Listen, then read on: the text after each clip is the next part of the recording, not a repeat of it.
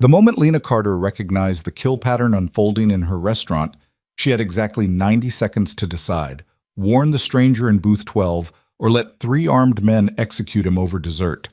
That decision shattered her ordinary life beyond repair.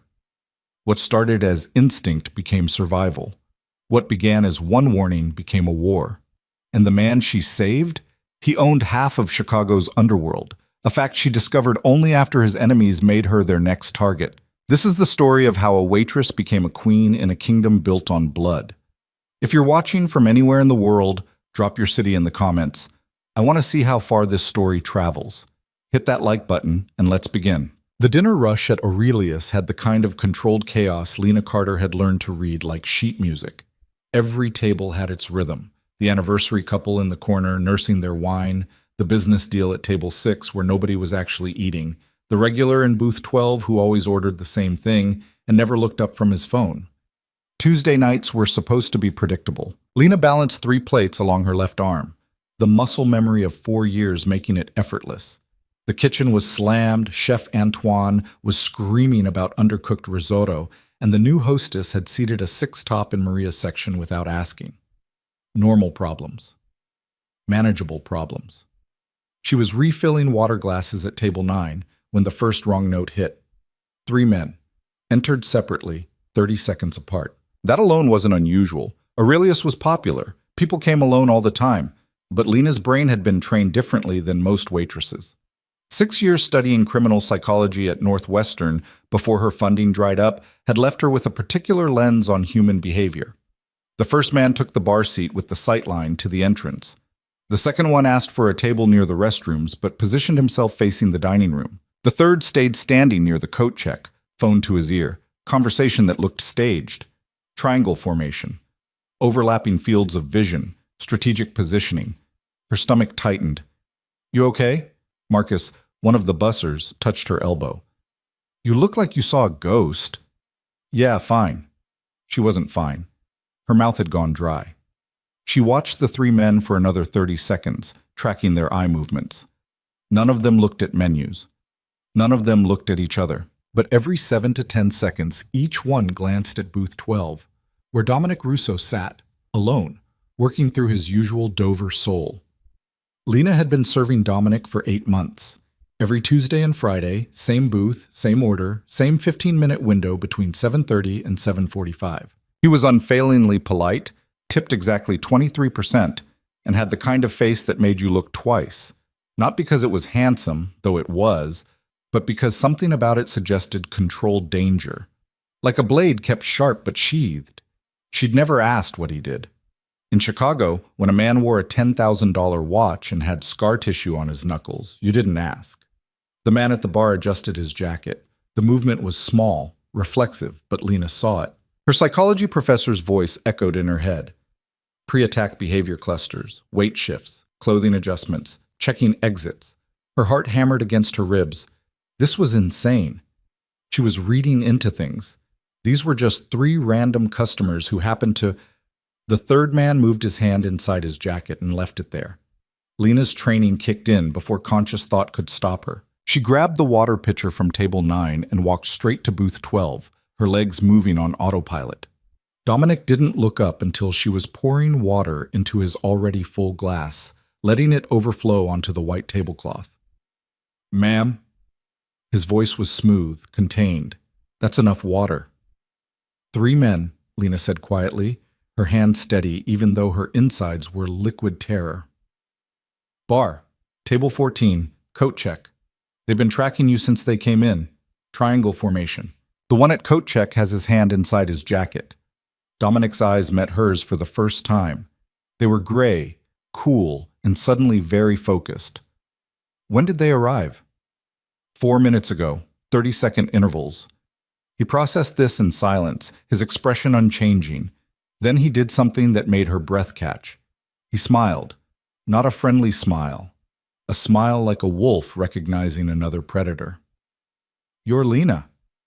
"Yes." "You've been watching them for how long?" "Since the first one sat down." "And you're telling me this because?" "Because..." She didn't have a good answer. Because her gut screamed danger. because she'd spent years studying violence and recognized its prelude, because something about this man, this stranger, made her unable to walk away. Because they're going to move in the next 2 minutes and you need to know. Dominic set down his fork with precision. The restroom exit leads to the kitchen service corridor. Door code is 4723. There's an alley exit past the dry storage. How do you know our door codes? I own the building. He reached into his jacket. Lena's pulse spiked and pulled out a phone. He typed something one-handed, never breaking eye contact with her. You should go home. Leave through the front. Don't come back to work for 3 days. What? I can't just... Lena.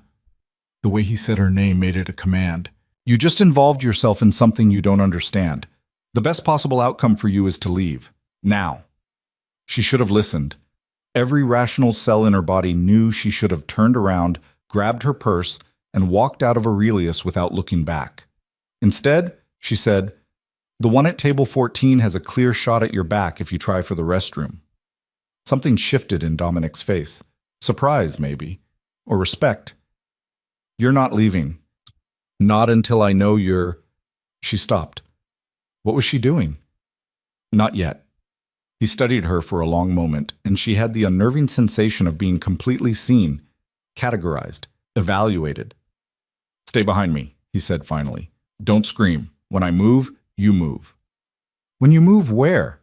Dominic stood up smoothly, one hand inside his jacket. The man at the bar tensed.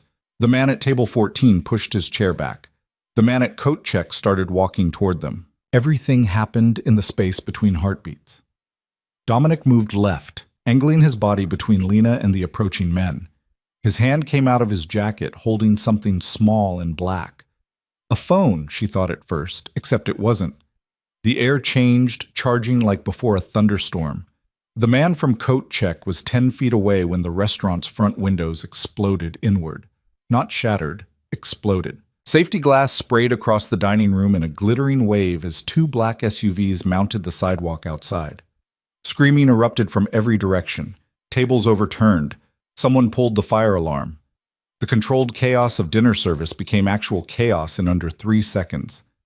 Lena's training tried to surface, active threat scenario, multiple attackers, find cover, but her body was frozen, processing too much input at once. Dominic grabbed her wrist, his grip iron firm, and pulled her down below the booth sightline. Stay low. Count to 5. Then run for the kitchen. What about you? I'll be fine. He looked past her at something she couldn't see, his expression hardening into something that made him almost unrecognizable. This just became more complicated. The man from coat check reached them. His hand was definitely holding a gun now, matte black against his dark jacket. He aimed it at Dominic's center mass from 5 feet away, too close to miss. Dominic moved. Lena had studied violence academically. She'd read case studies, watched surveillance footage, understood the mechanics of how humans hurt each other. But she'd never seen it live, had never watched someone weaponize their body with such precise brutality. Dominic caught the gunman's wrist, twisted it with a crack that made Lena's stomach lurch, and drove his other hand into the man's throat. No wasted movement, no hesitation. The gun clattered to the floor and Dominic kicked it under the booth. The whole exchange took less than 2 seconds. The gunman collapsed, choking. Kitchen, now. Dominic didn't look at her. His attention was fixed on the front entrance where more figures were emerging from the SUVs. Lena ran. Her feet slipped on broken glass and spilled wine, her waitress shoes offering no traction. The kitchen door was 40 feet away but felt like miles. Behind her, she heard shouting, more screaming, sounds she couldn't identify and didn't want to. She hit the kitchen door hard enough to bruise her shoulder. Chef Antoine was already herding staff toward the back exit, his face pale under his toque. Go, go, go! Everyone out! There's a man. Booth 12. I don't care. Move! Lena let the crowd carry her toward the service corridor, but at the last second, she broke away. There was a supply closet near the prep station, barely large enough for a person, stocked with cleaning chemicals and spare aprons. She wedged herself inside and pulled the door almost closed, leaving a crack just wide enough to see through. This was stupid. Dominic had told her to run. Everyone was evacuating. She should be in the alley, calling 911, getting as far from this nightmare as possible. But she couldn't move. Some magnetic pull, curiosity, fear, something unnamed, kept her rooted in place. Through the crack, she watched Dominic enter the kitchen. He wasn't alone. Two men followed him, one bleeding from his shoulder, both armed. Dominic's jacket was torn, his white shirt spattered with blood that might or might not be his own. He moved like violence incarnate, every step deliberate, controlled. "I'm disappointed, Victor," Dominic's voice carried across the kitchen, conversational, almost bored. "Sending 6 men to a public restaurant? That's beneath you." One of the men, younger, shaking slightly, raised his gun. "Boss said to bring you in. Didn't say how." "Your boss is a coward who hides behind children." Dominic stopped near the prep station, his hands visible, empty. "Tell me, how much is he paying you?" "Enough. I'll triple it. Walk away right now." The younger man hesitated. For a moment, Lena thought he might actually take the offer. Then the second man, older, harder, stepped forward. "We're not here for negotiation." "No," Dominic agreed. "You're here to die." What happened next was physics and biology colliding at high speed. Dominic grabbed a 10-inch chef's knife from the magnetic strip above the prep station and threw it in one fluid motion. It buried itself in the older man's thigh, severing the femoral artery. Blood spurted in rhythmic jets. The man screamed and dropped. The younger one fired twice. Lena clapped her hands over her ears, but the sound still drilled through her skull. Dominic had already moved, though, circling behind the industrial ovens. Return fire cracked through the kitchen, from where Lena couldn't see, and the young gunman dove behind the walk-in refrigerator. Stalemate. Lena's heart was trying to escape her chest. She tasted copper and realized she'd bitten her tongue. This was real. This was actually happening. A man was bleeding out 15 feet from her hiding spot, and she could smell it, sharp and metallic. "You're trapped," the young gunman called out. His voice cracked on the last word. "More guys are coming. You can't get out." "I don't need to get out," Dominic sounded amused. "I just need to wait." "For what?" "For you to realize you're already dead." Footsteps approached from the dining room. Heavy boots, multiple sets. Lena pressed herself deeper into the closet, making herself as small as possible. Through the crack, she saw 4 more men enter the kitchen, all armed, moving in practiced formation. This was an execution squad. Dominic stepped into view, hands raised. "Gentlemen?" The lead man, massive, shaved head, face like carved granite, gestured with his gun. "On your knees." "I don't think so." "We've got 6 guns on you. You had 8 a minute ago." Dominic lowered his hands slowly. "Where's Victor? Or did he send you to handle what he's too weak to finish?" The big man's jaw tightened. "Boss wanted you alive, but he didn't say undamaged." "Tell Victor." The kitchen door exploded inward for the second time that night. Except this time, it was different. The men who poured through weren't disorganized attackers. They moved like soldiers, professional and synchronized, weapons up, clearing corners with practiced efficiency. They wore black tactical gear with no identifying marks, faces obscured. The granite-faced man swung his gun toward the new arrivals. "Who the hell?" He didn't finish the sentence. The tactical team opened fire with suppressed weapons, the shots making soft pneumatic pops that seemed almost polite compared to the earlier gunfire. 4 of Victor's men went down in seconds. The young gunman from earlier threw down his weapon and raised his hands, screaming something incoherent. "They shot him anyway." Lena pressed her hand over her mouth to keep from making noise. This was beyond violence. This was extermination. The lead tactical operator approached Dominic, lowering his weapon. "Sir, are you injured?" "No." Dominic straightened his jacket like he was leaving a business meeting. "The waitress, Lena Carter, dark hair, 5'6", white shirt. Find her." Lena's blood turned to ice water. "She evacuated with the others, sir." "No."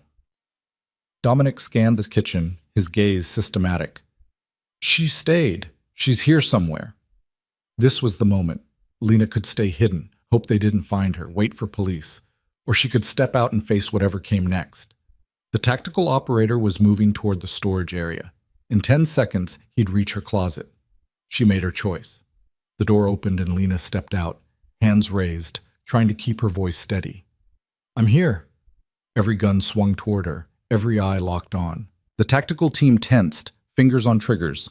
Dominic held up one hand. "Stand down." They obeyed instantly. He walked toward her, stepping over bodies like they were debris. Up close, Lena could see the damage. Split knuckles, blood spray across his collar, a shallow cut above his left eyebrow. But his eyes were calm, measuring. "You didn't run." She didn't have a good explanation. "I needed to know you were okay." "Why?"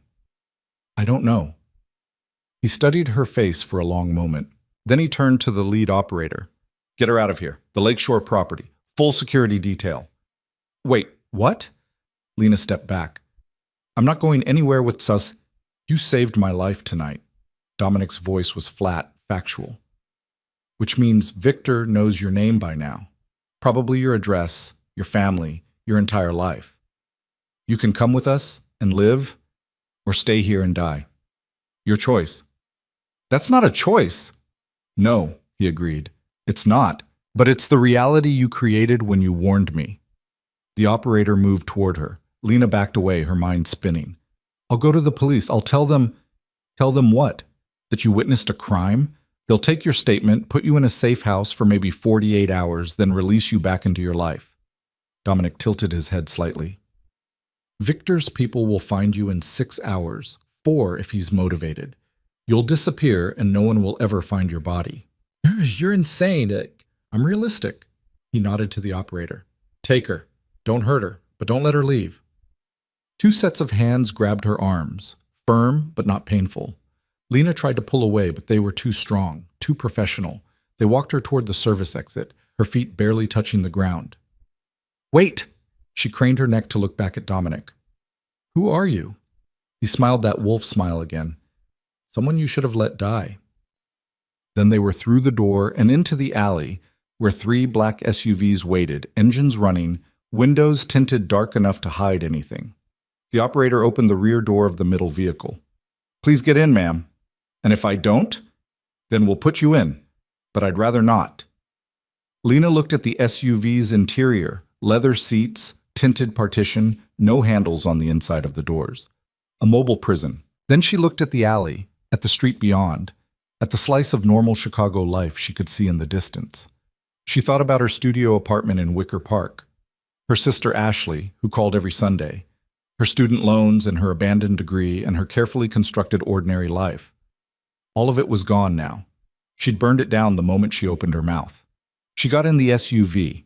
The operator slid in beside her, professional and impersonal. The door closed with the heavy click. Through the tinted windows, she watched the alley recede as they pulled away from Aurelius, from the crime scene, from the world she knew. Her hands were shaking. She pressed them against her thighs, trying to stop the tremors. "Where are you taking me?" "Secure location. You'll be safe there." "I don't want to be safe. I want to go home." He didn't respond.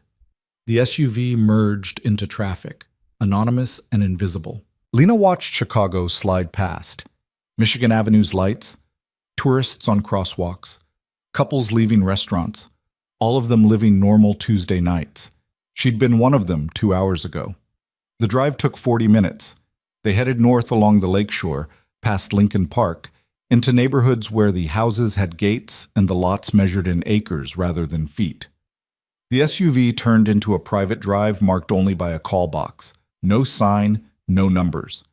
The gate opened automatically.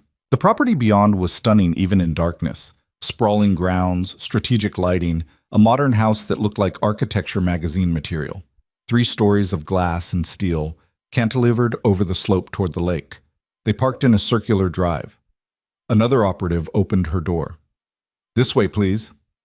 Lena climbed out on unsteady legs. The air smelled like water and money. Somewhere in the distance, waves hit the shore. It should have been peaceful. Instead, it felt like a velvet cage. The front door opened before they reached it. A woman stood in the entrance, 50s, steel gray hair pulled back severely, wearing a black pantsuit that screamed efficiency. Her eyes scanned Lena with clinical precision. "Miss Carter, I'm Margaret. Please come inside." The interior was even more intimidating than the exterior. Vaulted ceilings, minimalist furniture, art that was probably worth more than Lena's annual salary. Everything was white or black or chrome, clean lines and calculated emptiness. "You must be hungry," Margaret said, already walking toward what appeared to be a kitchen. When did you last eat? Lena tried to remember. I don't know. Lunch? I'll prepare something. The guest suite is on the second floor, third door on the left. You'll find clothes in your size in the closet. Bathroom is stocked with toiletries. How do you have clothes in my size? Margaret paused. Mr. Russo is thorough. How long have you been preparing for me? Since you served him his first meal 8 months ago. Margaret's expression didn't change. Security protocol. Anyone who has regular contact with Mr. Russo gets a file, just in case. The implications of that settled over Lena like ice water.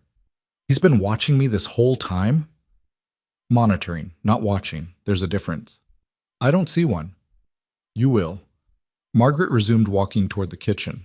Please, get settled. Mr. Russo will arrive within the hour and will want to speak with you. Lena didn't move. What if I don't want to speak with him? That's your prerogative, but I'd advise against it. Margaret glanced back, and for the first time, something almost like sympathy crossed her face. You're not a prisoner, Miss Carter. You're a guest. But guests who don't cooperate tend to become problems. And problems get resolved. The threat was delivered so calmly it took a moment to register. Lena found the guest suite exactly where Margaret said. It was larger than her entire apartment. King bed, sitting area, floor-to-ceiling windows overlooking the lake. The closet held women's clothes in her size, her style. Brands she recognized but could never afford. Jeans, sweaters, dresses, even underwear and shoes. Someone had studied her, created a profile, prepared for this exact scenario. She sat on the edge of the bed, her mind racing. She should call someone, Ashley, the police, anyone. But her phone was gone, still in her locker at the restaurant, probably part of a crime scene now. The reality of her situation crashed over her in waves. She'd witnessed multiple murders, been kidnapped, no, relocated by armed men. Was currently sitting in a stranger's house with no phone, no way to contact anyone, and no idea what would happen next. She should be terrified. She was terrified. But underneath the fear was something else. Curiosity. That same analytical drive that had made her good at psychology, that made her notice patterns others missed. Dominic Russo was a puzzle, and despite everything, despite the violence and danger and complete insanity of tonight, part of her wanted to solve him. That part of her was going to get her killed. A soft knock on the door made her jump. Miss Carter? Margaret's voice. Mr. Russo has arrived. He'd like to see you downstairs. Lena looked at herself in the mirror. Her white work shirt was spattered with blood. Whose, she didn't know. Her hair had escaped its ponytail.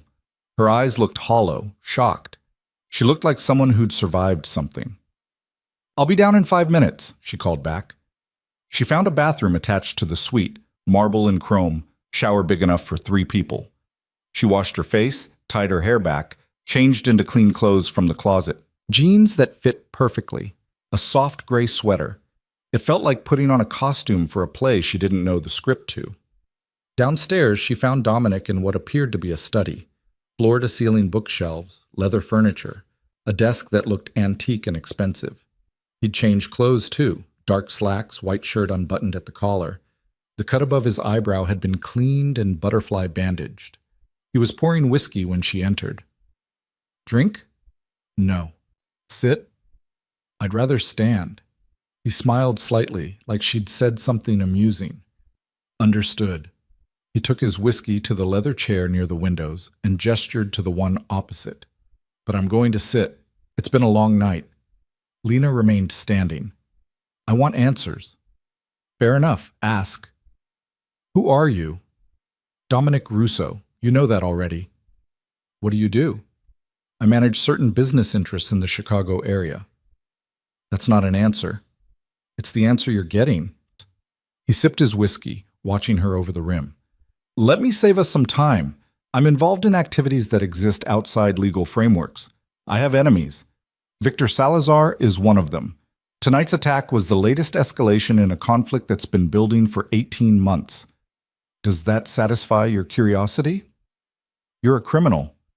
I prefer entrepreneur, but yes, criminal works. The casual admission was almost worse than a lie would have been. And you think I'm just going to… What?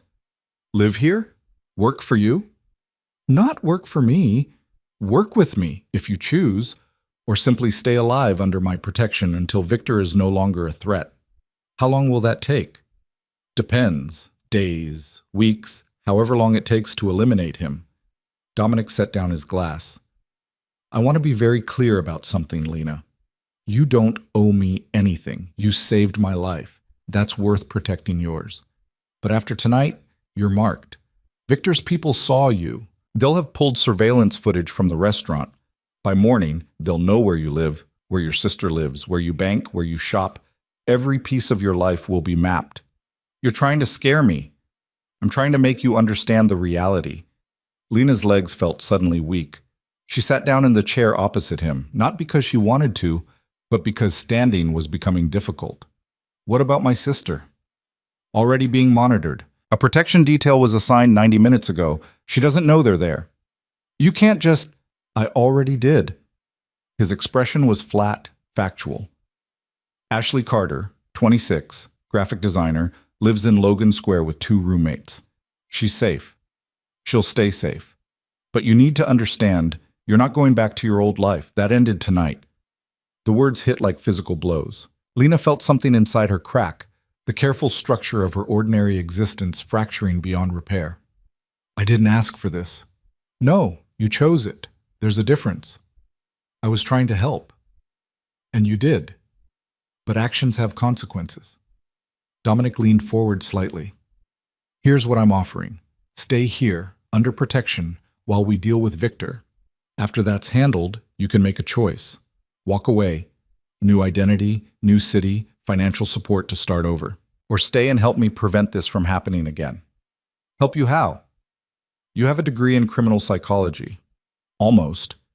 You understand behavioral patterns, threat assessment, how people think before they act. You saw Victor's attack coming before my own security did. That's valuable. I'm not going to help you hurt people. I'm not asking you to. I'm asking you to help me see threats before they materialize, to analyze patterns, to do what you're naturally good at. He picked up his glass again. You saved my life by doing exactly that. Imagine if you'd been working for me all along, we might have prevented tonight entirely. It was a seductive argument. Lena could feel it pulling at something inside her, the same drive that had made her love psychology in the first place. Understanding why people did things, seeing the patterns, making sense of chaos. I need to think. Take all the time you need, but stay here until Victor is handled. After that, the choice is yours. Lena stood up. Her legs were steadier now. Can I call my sister? Not yet. Any contact could compromise her safety. Give it 24 hours. This is kidnapping. This is protection you didn't know you needed until 2 hours ago. Dominic's voice was soft but inflexible. I understand you're angry, scared. Both are reasonable reactions. But Margaret will show you to your room. Provide anything you need. We have a security briefing tomorrow morning at 9. I'd like you there. And if I refuse? Then you'll miss important information about the people trying to kill you. Your choice. He said it like it was simple. Like choice and coercion weren't currently occupying the same space in Lena's brain. She left the study without another word, found Margaret waiting in the hall like she'd been listening. The older woman's expression was carefully neutral. This way, Miss Carter. Back in the guest suite, Lena stood at the window looking out over Lake Michigan. Somewhere out there was her apartment, her life. Her sister going about her Tuesday night with no idea everything had changed. Her reflection in the glass looked like a stranger. She thought about Dominic's offer. Walk away or stay? New life or what? Partnership with a criminal? Using her psychology training to help someone who casually ordered executions? The smart choice was obvious. But Lena couldn't stop thinking about the pattern she'd noticed in the restaurant, the triangle formation, the synchronized entry. She'd seen it, understood it, acted on it, and it had worked. What else could she see that others missed? The question scared her more than anything else that had happened tonight, because part of her, the part that loved puzzles and patterns and understanding the architecture of human violence, wanted to find out. Lena didn't sleep. She lay in the unfamiliar bed, watching the ceiling fan rotate in slow circles, her mind replaying the restaurant footage on loop, the exploding windows, the blood spray, the casual efficiency of how Dominic's people had cleared the kitchen like they were taking out trash. Around 4 in the morning, She gave up pretending and went to the window. The lake was invisible in the darkness, just a vast emptiness where the city lights stopped. She pressed her forehead against the cold glass and tried to feel something other than numb. Her phone buzzed, except it didn't because her phone was gone. The phantom sensation made her chest tight. She wondered if Ashley had tried to call, if her sister was worried yet, or if she assumed Lena had just worked a double shift and crashed at a coworker's place like she sometimes did. By morning, Ashley would know something was wrong. She'd call the restaurant, maybe file a missing persons report. And then what? Would Dominic's people intercept it, make it disappear? The door opened without a knock. Lena spun around, heart jackhammering, but it was just Margaret carrying a tray. Couldn't sleep? The older woman set the tray on the dresser. Coffee, toast, scrambled eggs that smelled better than anything Lena could manage to want. Most people don't, first night. This happens a lot? People getting dragged here against their will? You weren't dragged. You walked to the car on your own. Margaret poured coffee into a delicate china cup. Cream, no sugar. That's how you take it, yes? The fact that she knew made Lena's skin crawl. How long have you worked for him? 14 years. Doing what, exactly? Whatever needs doing. Margaret's expression gave nothing away. Eat something. The briefing starts in 2 hours and you'll want your strength. I haven't decided if I'm going. You will. Margaret moved toward the door, then paused. A word of advice, Miss Carter. Mr. Russo doesn't bring people into his home. The fact that you're here, in this room, eating breakfast instead of being processed through normal security channels, that means something. Don't waste it being stubborn. She left before Lena could formulate a response. The coffee was perfect. Lena hated that it was perfect. She ate mechanically, tasting nothing, then showered in the marble bathroom that probably cost more than her student loan debt. The hot water helped marginally. She dressed in more of the mysteriously well-fitted clothes, black jeans, a navy sweater, boots that were broken in just enough to be comfortable. Looking at herself in the mirror, she barely recognized the woman staring back. Same face, different context, like a photograph that changed meaning depending on the frame. At 8:50, she went downstairs. The house looked different in daylight. Floor-to-ceiling windows revealed the lake stretching to the horizon, gray water meeting gray sky in a seamless line. The minimalist furniture she'd found cold last night now seemed purposeful. Nothing to hide behind. Nowhere for threats to lurk. Strategic emptiness.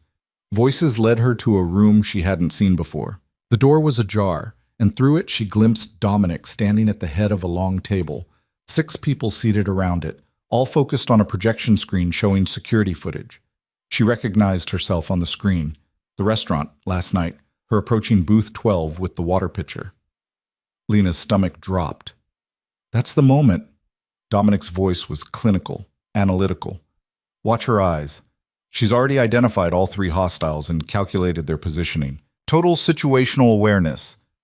One of the men at the table, 30s, dark hair, expensive suit, leaned forward. She could have run. Why didn't she? That's what we're going to find out. Dominic looked up and saw Lena in the doorway. His expression didn't change. Come in.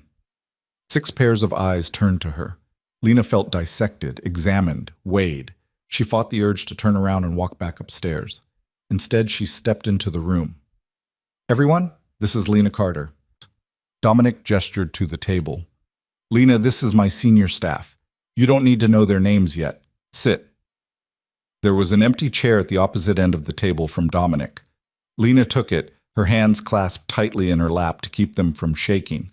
The projection screen now showed a different image. A man in his 50s, silver hair, hard eyes, expensive suit. Something about his face suggested cruelty barely restrained. Victor Salazar, Dominic said, originally from Guadalajara, moved his operations to Chicago 8 years ago. Specializes in distribution, pharmaceuticals, weapons, people. 18 months ago, he approached me about a partnership. I declined. He took it personally. The dark-haired man from earlier spoke up. Since then, we've had 6 direct confrontations. Last night was the most aggressive. Why last night? Lena heard herself ask. Why escalate now? Dominic's eyes met hers across the table. Good question. Marco? Marco, apparently the dark-haired man, pulled up another image. A shipping manifest, or something similar, covered in numbers and codes. We acquired a shipment Victor wanted, container vessel out of Singapore. He needed the contents. We got there first. What was in the container? That's not relevant to your safety, Dominic said smoothly. What's relevant is that Victor is now operating from a position of weakness. Weak people make desperate moves. Last night was desperation. A woman halfway down the table, blonde, sharp features, wearing tactical pants and a fitted black shirt, tapped the table. He burned 6 operators on a public hit. That's not desperation. That's declaration. He wants war. Then we give him war. This from another man, older, with scars visible on his knuckles. Hit his distribution points. Make him bleed. That's reactive, the blonde countered. We need to cut the head off. Both of you are right. Dominic's voice cut through the debate. We pressure his infrastructure while targeting him directly, but first we understand his next move, which is where Lena comes in. All eyes swung back to her. Lena felt her pulse spike. I don't understand. You saw his attack pattern before my own security did. You read the behavioral cues, the spatial positioning, the timing. In 90 seconds, you analyzed a complex tactical situation and made the right call. Dominic leaned back in his chair. I want you to do it again, but this time I want you to think like Victor. Tell me what he does next. I'm not a criminal strategist. You're a psychologist. Human behavior is human behavior, regardless of context. Lena looked around the table.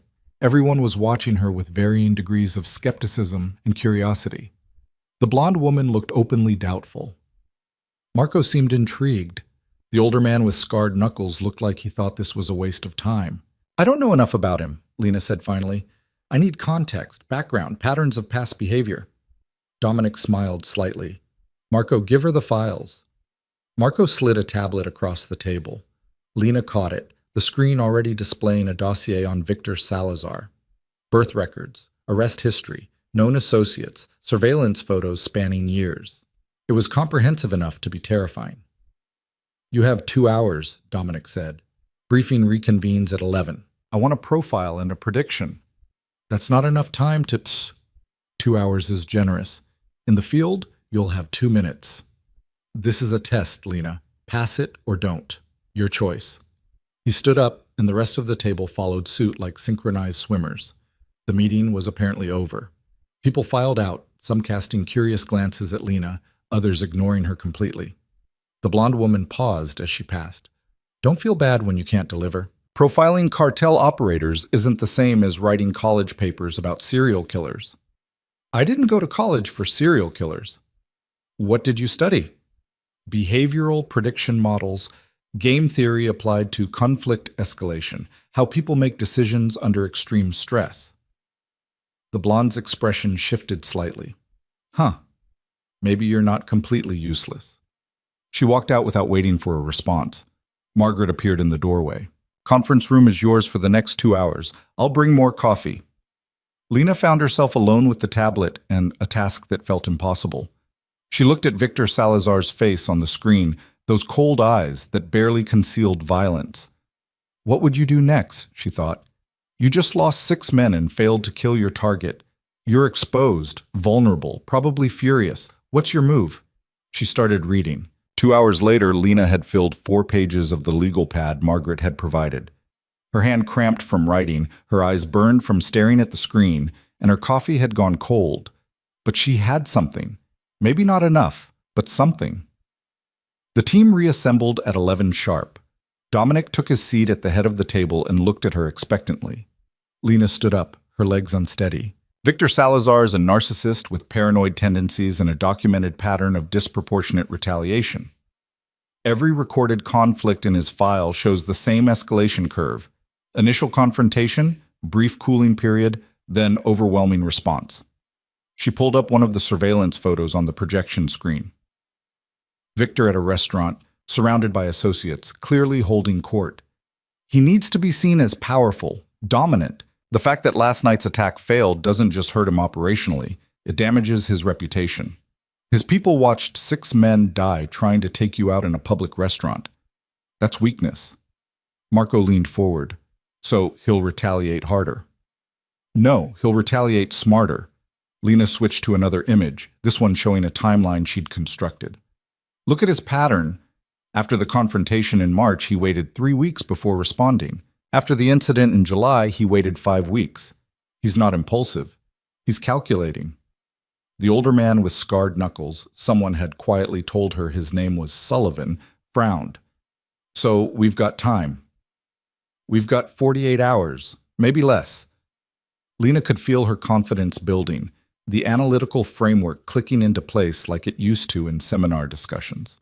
The public nature of last night's failure changes the equation. He can't afford to wait weeks. His people will see it as weakness. But he also can't afford another direct assault. So he'll pivot. To what? Dominic's voice was neutral, giving nothing away. To leverage. He'll identify what you value and threaten it, force you into a position where you have to come to him on his ground under his conditions. He'll turn the battlefield around. The blonde woman, Lena had learned her name was Sarah, crossed her arms. What does Russo value that Victor could actually threaten? The room went quiet. Lena saw the answer in the way everyone carefully didn't look at her. Me, she said. He'll come after me. Or my sister. Or both. Dominic's expression remained unchanged. Why? Because I'm new, unknown, a variable you didn't plan for.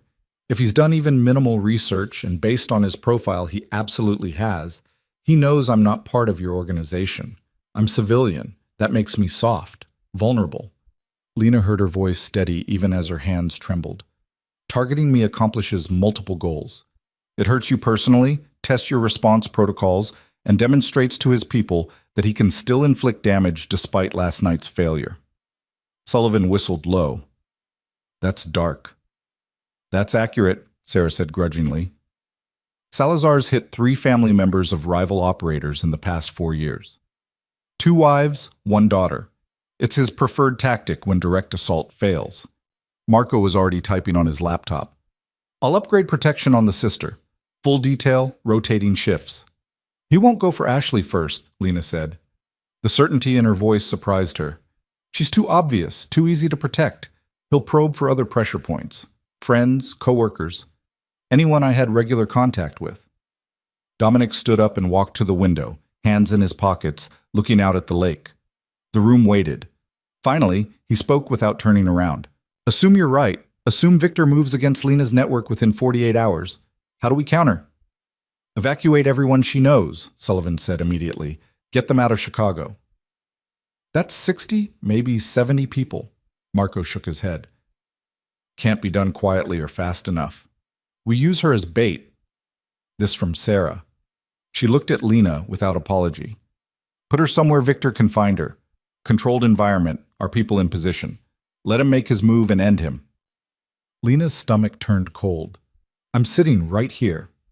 I know, and I'm telling you the truth instead of sugarcoating it. Sarah turned to Dominic. It's the smart play.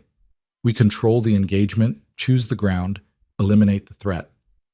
It's also the play that gets Lena killed if we miscalculate by even a fraction, Dominic said quietly. He finally turned from the window. No, we're not using her as bait. We're removing her as a viable target. How? Marco asked. By making her irrelevant to him. If Victor thinks targeting Lena will hurt me, we change that perception.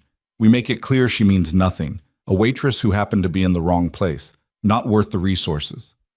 The words stung more than they should have. Lena forced her expression to remain neutral. He won't believe that, Sarah said. Not after you brought her here, not after last night. Then we need to sell it convincingly. Dominic looked at Lena. This next part you're not going to like. I haven't liked any of it so far. Fair? He pulled out his phone, tapped something, and a new image appeared on the projection screen. A photo of Lena leaving Aurelius 3 days ago, laughing at something Marcus the busser had said, completely unaware she was being photographed. Victor has surveillance on everyone in my orbit. This photo was taken by his people. We intercepted it this morning. To him, you're already connected to me. We can't undo that, but we can reframe it. Reframe it how? We stage your rejection. You leave here publicly, angrily. You go to the police, file a report about last night. You tell them I kidnapped you, held you here against your will. You paint me as the villain and yourself as the victim. Dominic's voice was clinical, detached. Victor's people will be watching. They'll see you break from me, see you as useless, damaged goods who can't help me and who I've discarded. Lena stared at him. You want me to accuse you of kidnapping? Yes. And then what? I go back to my apartment, back to work? Pretend none of this happened? You go to a safe house we control. Different name, different city. Protection until we handle Victor. After that, you decide your next move. It was a clean solution, logical. It got her out of the line of fire while simultaneously making her worthless to Victor as leverage. So why did it feel like losing something important? How long would I be in this safe house? She asked. Marco answered. Depends. Could be a week, could be 3 months. However long it takes to neutralize the threat. And my sister? Stays in Chicago under protection. We maintain her normal routine, normal life. She never knows you're gone. You're going to lie to her. We're going to keep her alive. Dominic's voice was flat. Sometimes those things require the same actions. Lena looked around the table. These people were discussing her life like it was a chess problem, moving her around the board, calculating angles, optimizing outcomes. And the worst part was, they were right. It was the smart play, the safe play, the play that erased the last 2 hours of work she'd just done. The profile, the analysis, the moment when she'd felt useful instead of just scared. What if I said no? The words were out before she'd fully thought them through. Dominic raised an eyebrow. To protective custody? To all of it. To running, hiding, playing the victim. What if I stayed? Sarah laughed. A short, sharp sound. Stayed and what? Learned to shoot? Became an operative? This isn't a movie. No, stayed and did exactly what I did this morning. Analyzed patterns, predicted behavior, made myself actually useful instead of just a problem to manage. Lena stood up, her legs steadier now. You said it yourself. I saw the attack coming before your security did. That's not luck, that's skill. And you're going to waste it by hiding me in some safe house for 3 months? You've had exactly 0 training, Sullivan said. No field work, no weapons handling, no operational experience. You'd be a liability. I've had 6 years of psychology training. I can read people, understand motivation, see patterns in behavior that look random to everyone else. She looked directly at Dominic. You brought me here for a reason. You asked me to profile Victor for a reason. Either that was real or it was just keeping me busy while you figured out how to dispose of me quietly. The room was silent. Dominic's expression gave nothing away. Finally, he spoke. You understand what you're asking for. I'm asking to not be useless. To not spend 3 months in hiding while my sister thinks I abandoned her and my entire life gets dismantled. You're asking to stay in a war zone. I'm already in it. Running doesn't change that. Dominic looked at Marco, then Sarah, then Sullivan. Some silent communication passed between them. Then he turned back to Lena.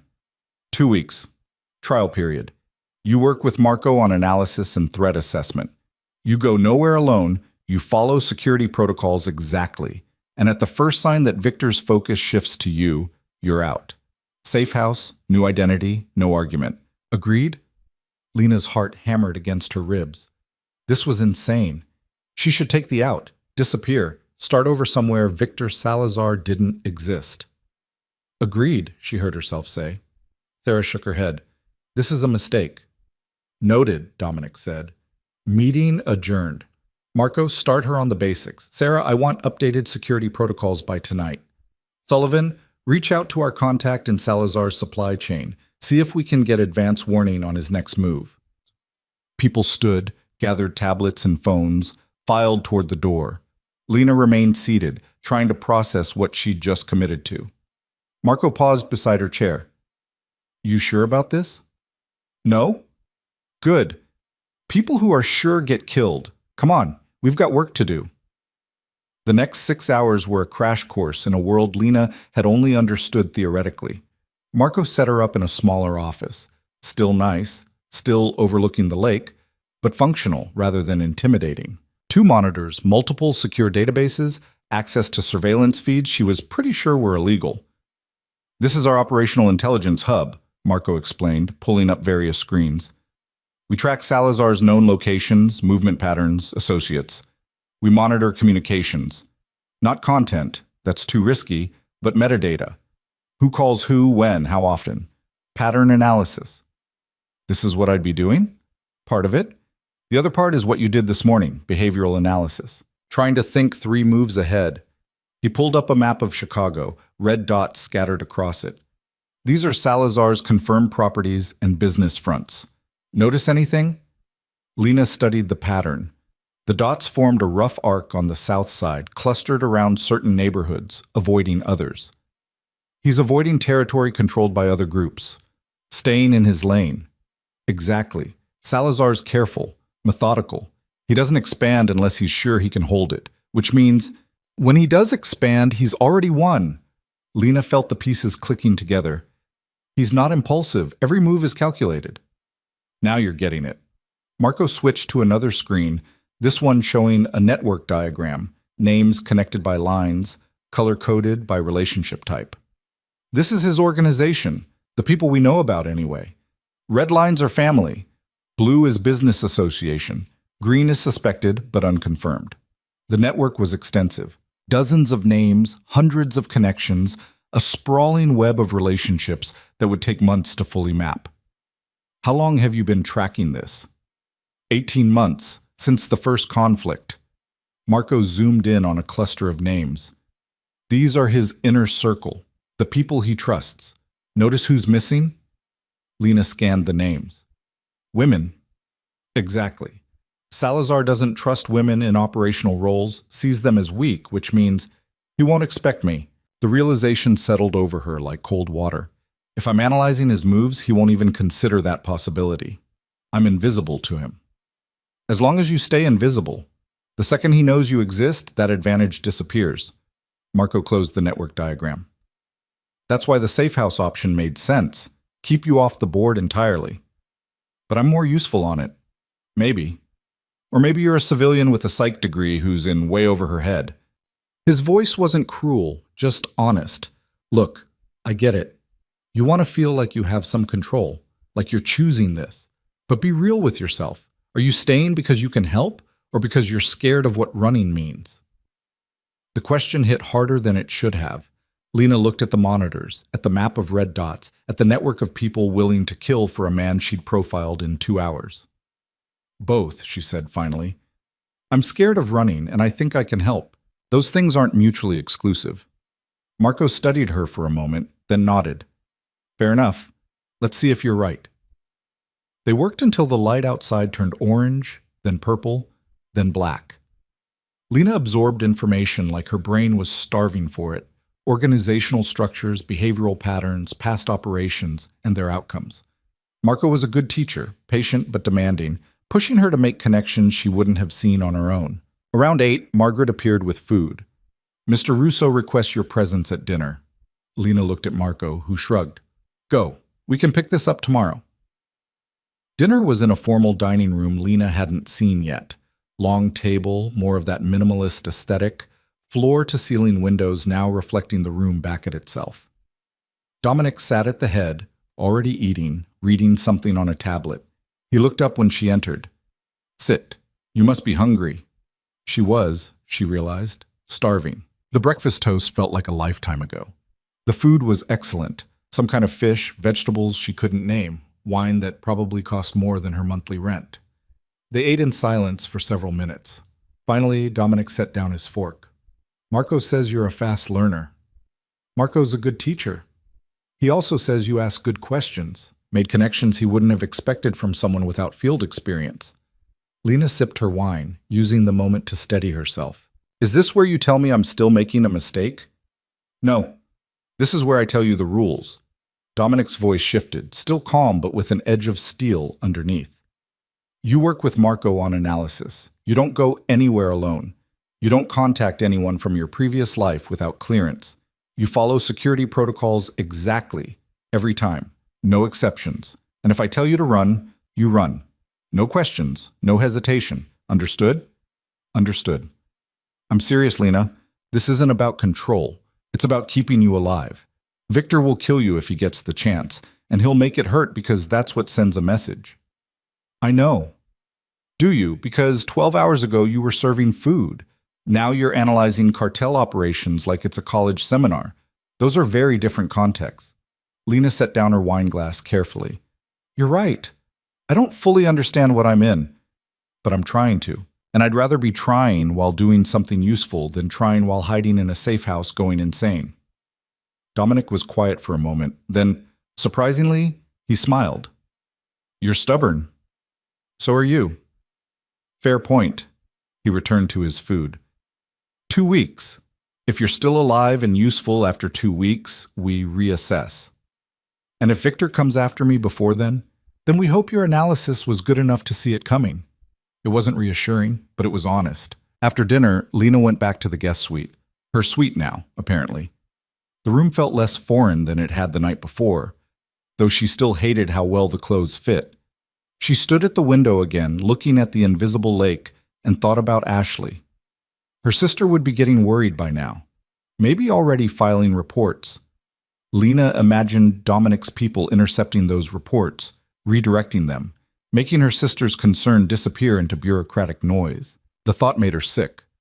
But what was the alternative? Call Ashley and say what? I witnessed a shooting, got pulled into a gang war, and I'm currently living with a criminal who might get me killed, but at least I'm analyzing behavioral patterns again? No. Dominic was right.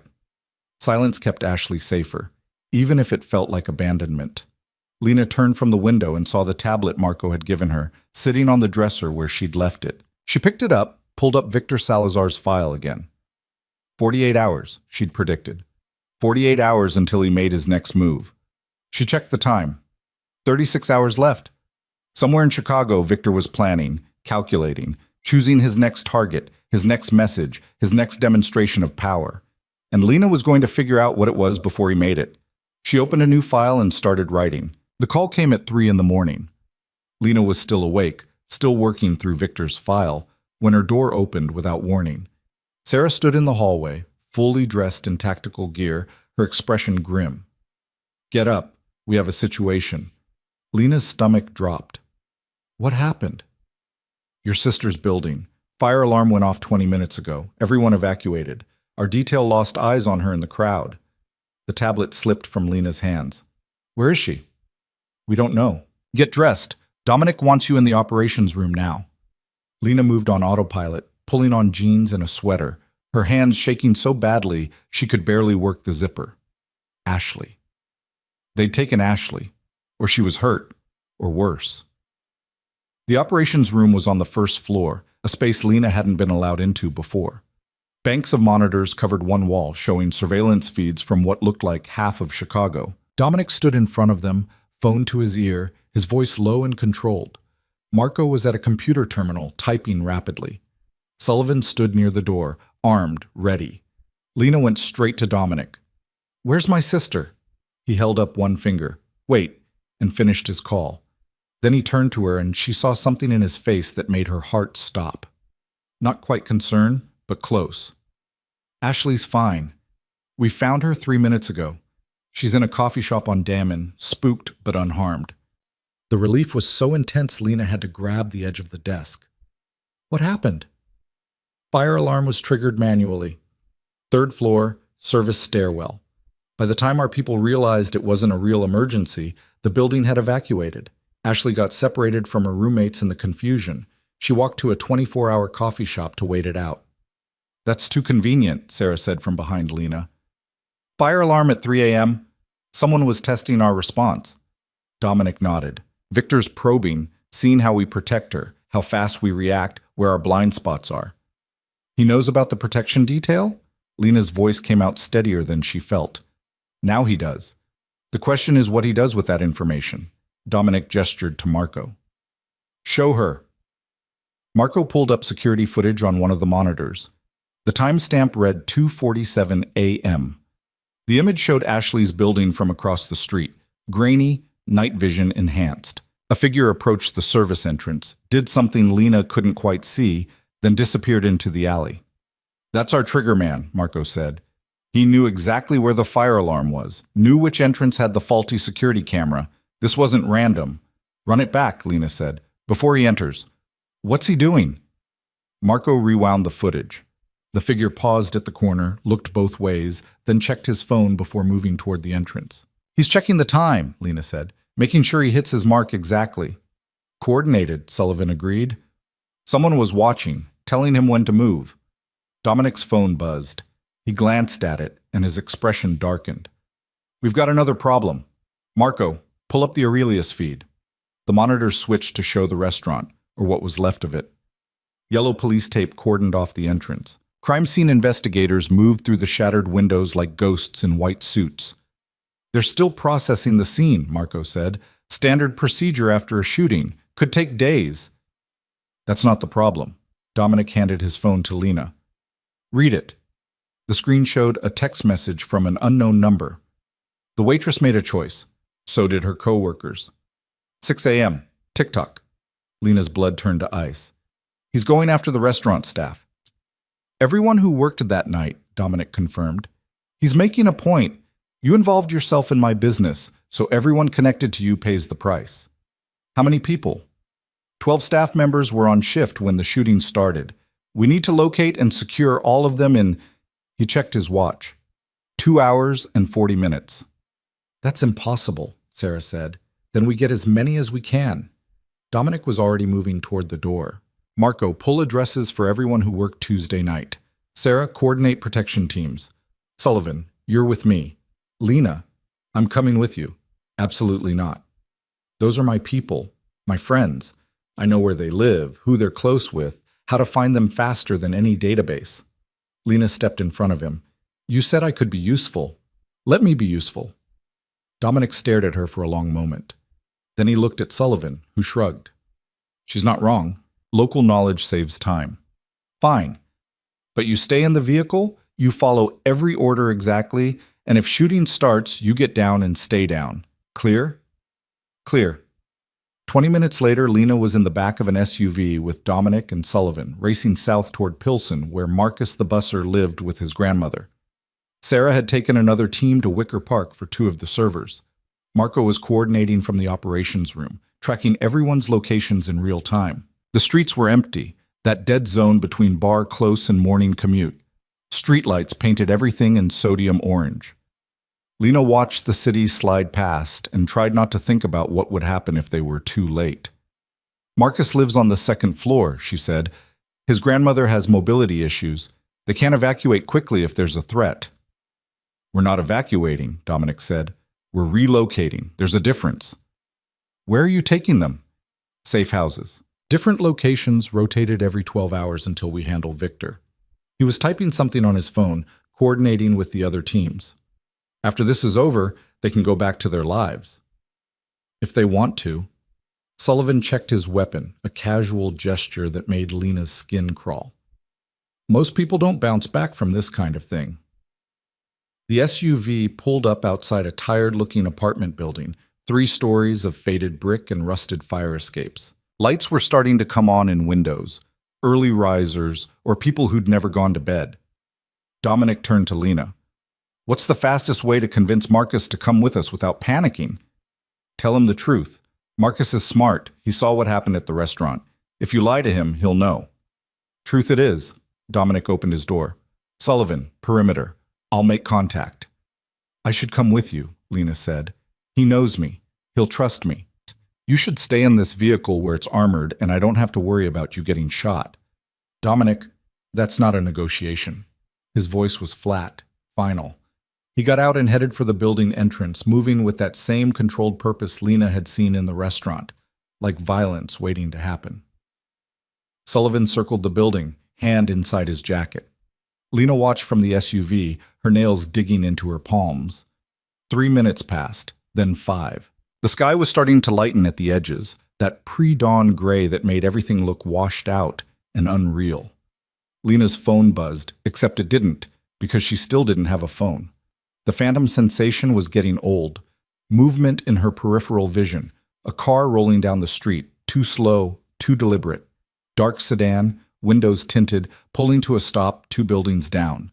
Every instinct Lena had developed in the past 48 hours screamed danger. She looked for Sullivan, but he was on the far side of the building, out of sight.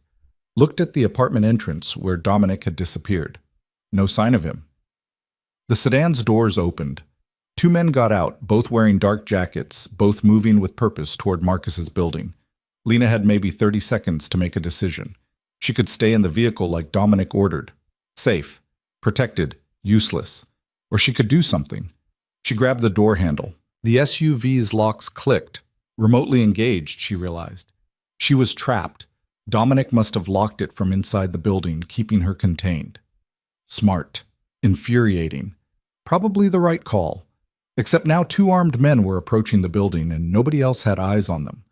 Lena slammed her palm against the window, trying to make noise, trying to get Sullivan's attention. The glass was thick, probably bulletproof. Her hand made almost no sound. The two men reached the building entrance. One of them pulled something from his jacket. Not a gun, something else. He attached it to the door, stepped back. Lena understood a half second before it happened. She threw herself flat across the back seat just as the explosion ripped through the building's entrance. The SUV rocked on its suspension. The windows, actually bulletproof, spiderwebbed but held.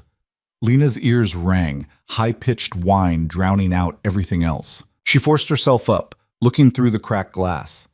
The building entrance was gone, replaced by a gaping hole belching smoke and dust. Alarms shrieked, lights blazed on in every window. And somewhere inside, Dominic and Marcus were either dead or trapped. The SUV's locks disengaged. System failure from the blast, maybe. Lena didn't question it. She shoved the door open and stumbled out into chaos. People were screaming, emerging from the building through the ruined entrance, coughing and crying. Sullivan appeared around the corner, weapon drawn, scanning for targets. He saw Lena and his expression went from tactical to furious. "Get back in the vehicle." "Dominic's inside." "I know, which is why you need to—" Gunfire cut him off. Sharp cracks from somewhere above, muzzle flash from a third-floor window. Sullivan returned fire, moving to cover behind a parked car. He was shouting something, but Lena's ears were still ringing too badly to hear. She ran for the building. "Lena, no!" Sullivan's voice finally broke through, but she was already inside, jumping over debris, pushing past evacuating residents. The interior was a nightmare of smoke and sparking wires. The explosion had taken out the ground floor hallway, exposing pipes and structural beams. Emergency lighting cast everything in sick green. "Dominic!" Lena shouted. Her voice sounded muffled, distant. "Second floor." The response came from above, rough with smoke inhalation, but unmistakably Dominic. "Stay where you are!" She found the stairwell, intact miraculously, and took the steps two at a time. Second floor hallway, doors hanging open, more residents evacuating in their pajamas and robes. Dominic emerged from one of the apartments supporting Marcus, who was limping badly, blood streaming from a cut above his eye. Behind them, an elderly woman, Marcus's grandmother, leaned heavily on a walker. "I told you to stay in the vehicle," Dominic said. "The vehicle was locked. Also, you're welcome." "For what?" "For not listening to you." Lena took Marcus's other arm, helping support his weight. "Can you walk?" Yeah, I think so." Marcus's eyes were wide, shock glazed. "What the hell is happening?" "Explaining later. Moving now." Dominic looked at the grandmother. "Ma'am, I need you to trust me. We're going to get you out of here, but we need to move fast." The old woman studied him with surprisingly sharp eyes. Then she looked at Lena. "You're the nice girl who always asks about my orchids." "Yes, ma'am." "Then I suppose I'll trust you." She shuffled forward with the walker. But someone better have a good explanation for all this. Getting down the stairs was slow, painful work. More gunfire echoed from outside. Sullivan holding off whoever had come in the sedan. Smoke was getting thicker, burning Lena's lungs, making her eyes water. They made it to the ground floor just as the second explosion hit. This one was smaller, more focused. It took out the rear stairwell, cutting off the back exit. The message was clear. Whoever was outside wanted to trap them inside, force them out the front where they'd be exposed. "They're hurting us," Dominic said. He pulled out his phone, typed something one-handed. "Sarah, how far out are you?" Lena couldn't hear the response, but Dominic's expression told her everything, not close enough. "Sullivan!" he shouted toward the entrance. "We're coming out! Suppressing fire on my mark!" More gunfire. Glass shattering. Someone screaming. Dominic looked at Lena. "When I say run, you run." Don't stop, don't look back, get to the SUV and get down, understood? What about understood? Yes. Good. He checked his own weapon. When had he drawn it? And moved to the ruined entrance. Mark! Sullivan opened up from outside, a sustained burst that made Lena's abused ears scream in protest. Dominic stepped into the opening, fired 3 times with surgical precision, then grabbed Marcus and shoved him toward the street. Run! Lena ran. The world became fragments, muzzle flash painting the pre-dawn dark. Sullivan's broad back as he moved to cover them, firing, reloading, firing again. The SUV's open door like a haven. Marcus stumbling, Lena catching him, both of them falling into the back seat. Dominic appeared in the doorway, still firing, counting rounds in his head, changing magazines with practiced ease. Behind him, Marcus's grandmother shuffled forward with her walker, somehow moving faster than Lena would have thought possible. A figure appeared on the second-floor fire escape. Lena saw him raise a weapon, saw where it was aimed. Dominic! He turned, fired upward. The figure jerked back, but his shot went wide, sparking off the fire escape railing. And then the grandmother was in the SUV, Sullivan was returning fire from behind a concrete planter, and Dominic was sliding into the driver's seat, engine already running. Everyone in? Go! Sullivan dove into the front passenger seat. Go now! The SUV lurched forward, tires screaming. Bullets punched into the rear panel, armored. They didn't penetrate, but each impact made Lena flinch. Marcus was hyperventilating beside her, his grandmother surprisingly calm, hands folded over her walker. They made it 3 blocks before Dominic spoke again. Status? 2 shooters down, maybe 3 more in play, Sullivan reported. Lost visual when we moved. Marco, are you tracking? Dominic must have been on phone, speaker activated. Marco's voice crackled through. Yeah, I've got you. Turn left on 18th. I'm rerouting you away from potential intercept points. Sarah's team is 5 minutes out. They're extracting the others. Casualties on our side? Negative. Everyone's accounted for. But Dominic, Marco's voice shifted, became more urgent. We've got a problem. I just pulled traffic camera footage from the explosion. There were 4 men total, 2 you engaged, 2 who never entered the building. Where are they? That's the problem. They disappeared. No visual after they left their vehicle. Lena felt cold wash through her. They weren't there for us. They were there to gather intelligence, see how we respond, how many people we deploy, what our protocols are. Dominic met her eyes in the rear-view mirror. Victor's still probing, which means the real attack is still coming. She looked at Marcus, at his grandmother, at the blood and smoke and terror written across their faces. This was just the opening move. The safe house was a converted warehouse in a neighborhood Lena didn't recognize. Industrial, isolated, with clear sightlines in every direction. Sarah's team was already there with the other restaurant staff, 6 people total, all looking shell-shocked, some crying, all demanding answers. Chef Antoine saw Lena and grabbed her shoulders. What is this? What's happening? I'm sorry. The words felt inadequate. I got you all into this. There were people at the restaurant Tuesday night, dangerous people, and She saved a man's life, Dominic cut in smoothly.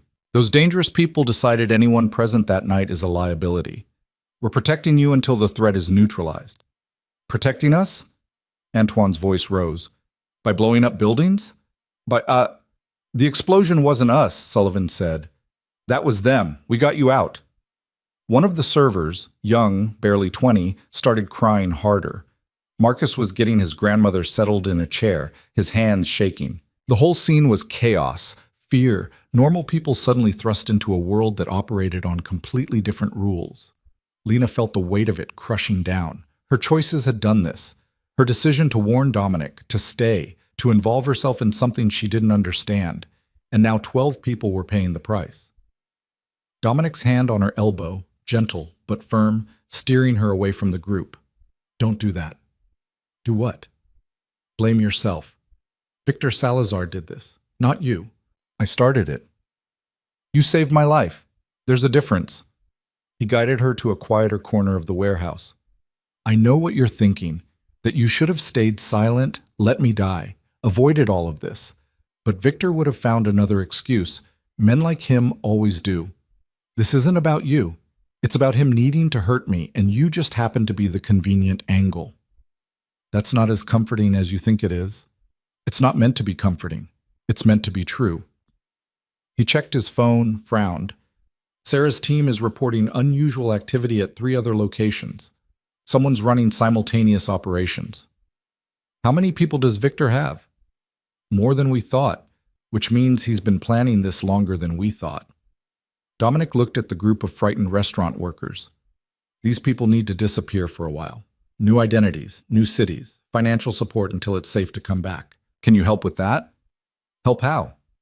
Talk to them. Explain what's happening. They trust you. If it comes from me, I'm just the scary man with guns. If it comes from you, I'm the reason they're here in the first place. You're also the reason they're alive. Dominic's voice was patient, but underneath she heard steel. I need you functional, Lena. Guilt is useless. Save it for later, after everyone's safe. He was right. She hated that he was right. Lena spent the next hour talking to each person individually, explaining what she could, apologizing for what she couldn't. Most were terrified but willing to cooperate. A few were angry, at her, at Dominic, at the universe. She let them be angry. It was better than the alternative. Marcus was the last one. He sat with his grandmother, both of them drinking tea that Margaret had somehow materialized, looking exhausted. I always wondered about you, he said when Lena approached. You were too smart to be just a waitress. I figured you were writing a book or something.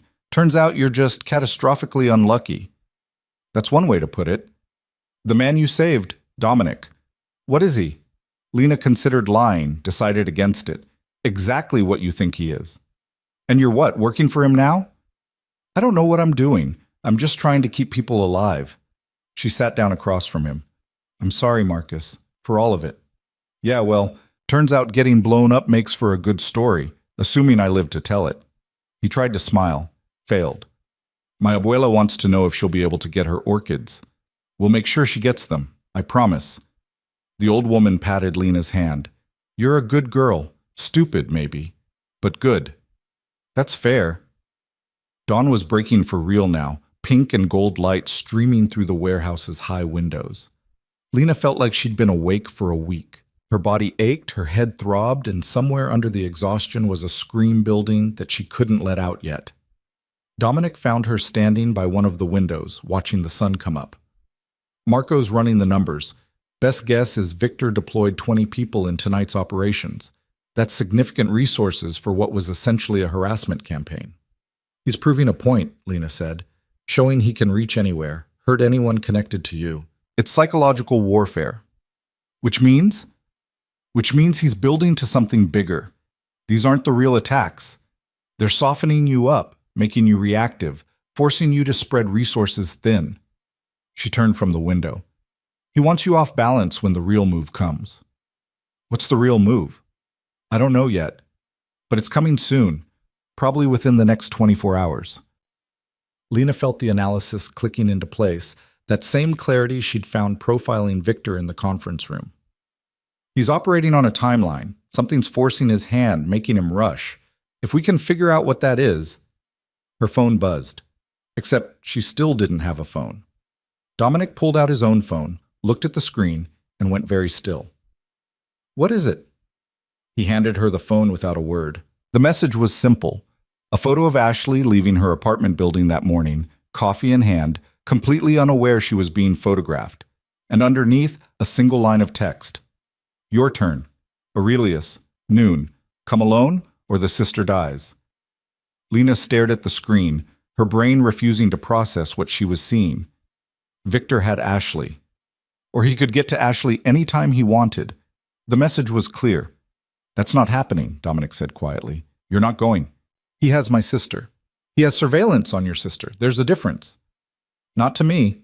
Lena looked at him. This is what I predicted. He pivoted to leverage. Ashley's the leverage. If I don't show up, if you do show up, you die. And probably Ashley too, just to make a point. Dominic took his phone back. This is bait. Victor wants you out in the open, wants to draw me into a confrontation on his terms.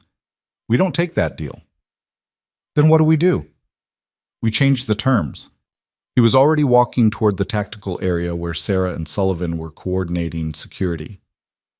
Get me Marco on the line. And pull up everything we have on Aurelius, structural plans, access points, sight lines, everything. We've got 5 hours to turn a trap around. Lena followed him, her mind racing. Victor had made his move. Now they had to make theirs. And somewhere in Chicago, her sister was drinking her morning coffee, completely unaware that she'd just become the centerpiece of a war she didn't know existed. The tactical room at the warehouse became mission control.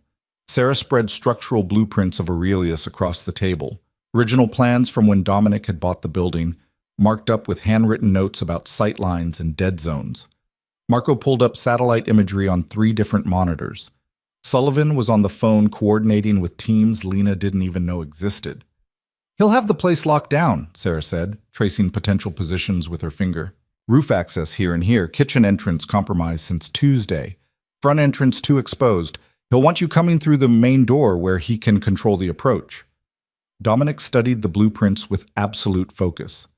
How many exits does Aurelius actually have? 3 we know about: front entrance, kitchen service door, emergency exit in the basement that leads to the parking garage. Sarah pointed to each one. But the basement exit hasn't been used in years. The lock's probably rusted shut. Probably isn't good enough. Marco, can we get eyes inside? Not without alerting him. Victor's people swept the restaurant yesterday, pulled out all our surveillance equipment. He owns the building now, operationally speaking. Marco switched camera feeds, showing the street outside Aurelius.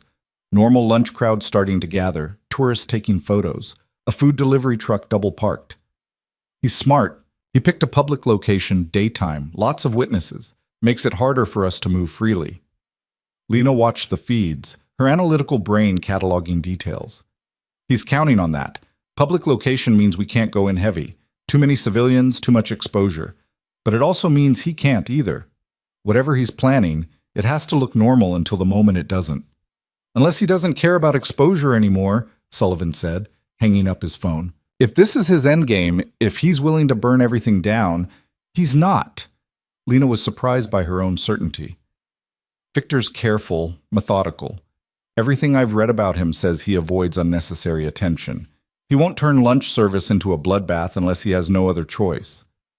Dominic looked at her. You sound sure. I am sure. This isn't about killing me in front of witnesses. It's about leverage. He wants something. She moved closer to the monitors, studying the street scene. The question is what? He wants me, Dominic said flatly. You're bait. I show up to protect you. He takes his shot. Problem solved. No. Lena shook her head. If he just wanted you dead, he would have finished what he started Tuesday night. This is different. He's staging something, creating a scenario where he has control. Sarah crossed her arms. So we don't give it to him. We extract Ashley first, secure her somewhere Victor can't reach, eliminate his leverage. We tried that this morning, Marco pointed out. He's got multiple teams running surveillance. The second we move on Ashley, he'll know. And if Lena doesn't show at Aurelius, he kills her. Lena's voice was steady, even though her insides were liquid terror. Or hurts her badly enough to make his point. Either way, Ashley pays the price for my choices. The room fell quiet. On the monitors, lunch service continued. Normal people having normal meals, completely unaware that the restaurant where they were eating pasta had been a war zone 72 hours ago. Dominic's phone buzzed. He checked it, and something shifted in his expression. Marco, trace this. He handed the phone to Marco, who plugged it into his laptop. Lena saw the message on screen. Another photo of Ashley, this one inside what looked like a coffee shop, sitting with her laptop, earbuds in. The timestamp was from 10 minutes ago. The text underneath read, She's very focused, doesn't notice much around her. That could be dangerous. That's the Blue Line Coffee on Milwaukee, Lena said immediately. Ashley works there Tuesday and Thursday mornings. She gets the corner table by the window, orders a triple espresso, puts her headphones on, and doesn't surface for 3 hours. How many people know that routine? Sarah asked. Anyone who's paying attention? Lena felt sick. She posts photos from there on Instagram, checks in on Facebook. She's completely trackable. Marco was typing rapidly. I've got the coffee shop's security feed, hacked in 30 seconds ago. Ashley's there now, exactly where the photo shows. And there's a man 2 tables over who's been watching her for the past hour. The security feed appeared on one of the monitors. Grainy but clear enough. Ashley in her usual spot, typing away, oblivious. And 2 tables over, a man in his 40s reading a newspaper, glancing up every few minutes in her direction. "That's one of Victor's people," Sullivan said. "I recognize him from the raid footage. Mid-level enforcer, usually handles collections." "So Victor has someone on Ashley right now." Dominic's voice was controlled, but Lena heard the edge underneath. "Close enough to hurt her the second Lena doesn't show at Aurelius." "We could take him out," Sarah suggested. "Clean extraction, no witnesses. And whoever's watching him, because you know there's someone watching him, makes a call. Then what? Victor escalates, sends more people, hurts Ashley just to prove he can." Dominic shook his head. "We can't solve this with violence, not yet." Lena stared at her sister's face on the monitor. Ashley looked so young, so completely unprepared for the danger, sitting 6 feet away. Their parents had died in a car accident when Lena was 19 and Ashley was 17.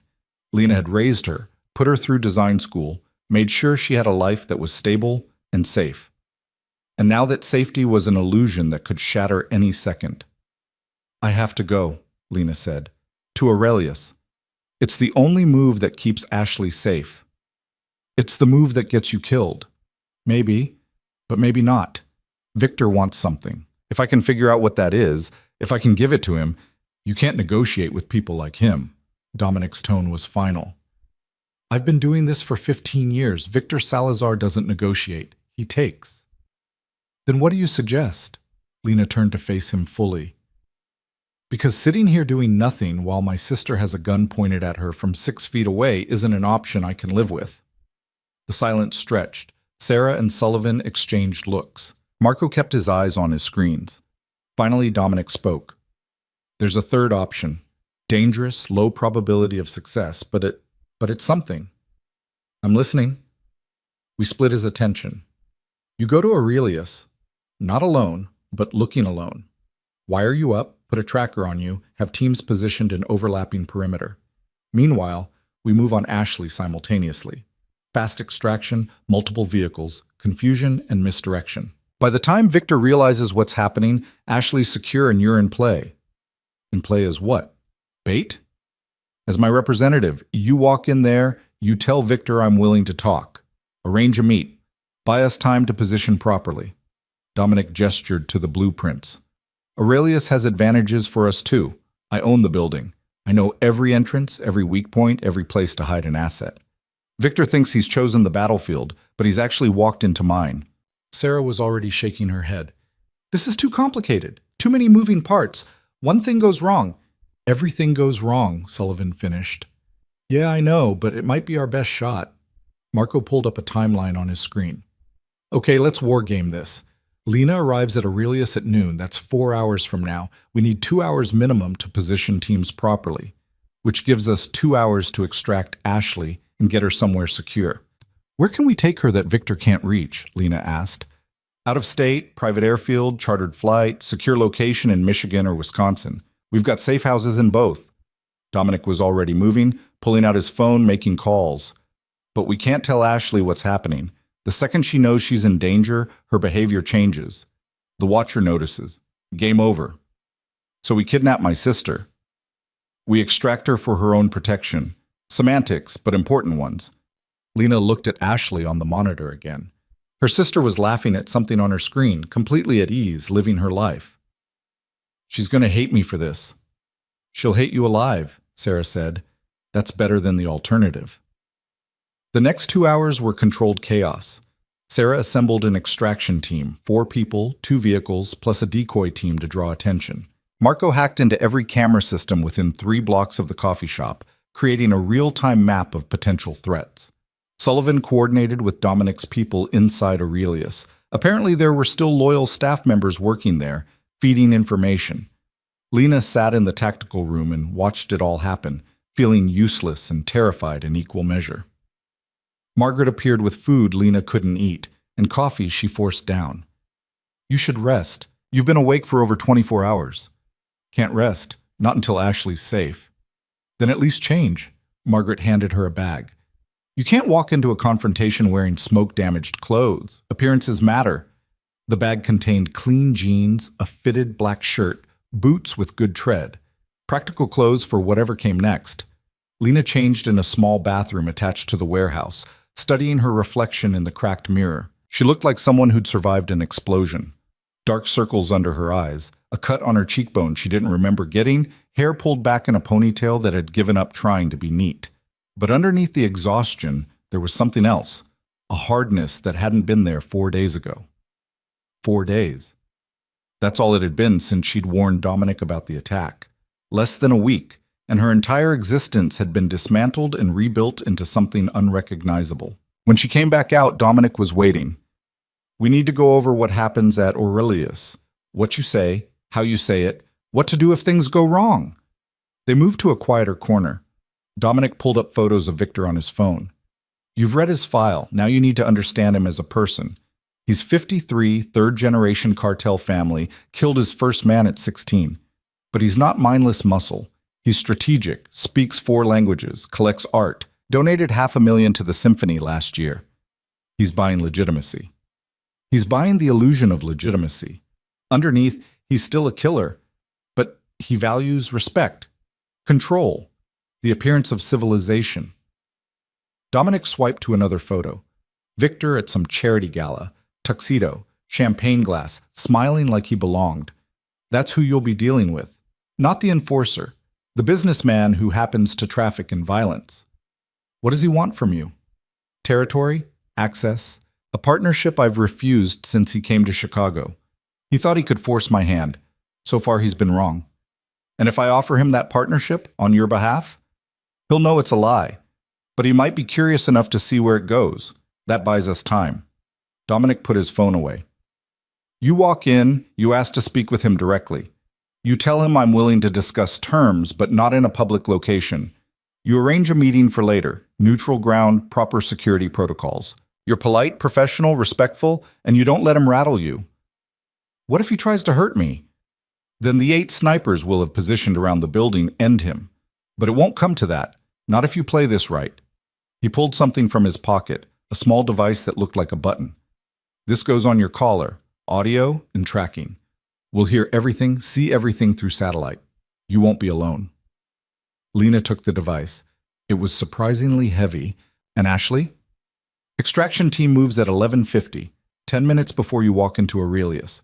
By the time you're sitting down with Victor, Ashley will be in a vehicle heading for the airfield. What do I tell her? After? The truth. That dangerous people were watching her and we got her out. That you're safe, she's safe, and in a few days she can go home. Dominic's expression softened slightly. She'll be scared, angry, but she'll understand. Eventually. Lena wasn't so sure. Ashley had trusted her with everything, their parents' life insurance, college decisions, career advice. And now Lena was repaying that trust by having her kidnapped by armed strangers and flown out of state without explanation. But the alternative was worse. At 11:30, everyone gathered for final briefing. The teams were ready, vehicles positioned, communications tested. Marco had confirmed the watcher was still on Ashley at the coffee shop, still alone, still just watching. Sarah approached Lena with a small earpiece. This is your comms link. We can talk to you. You can't respond verbally without blowing your cover. But if you tap it twice, that's a panic signal. We come in hard.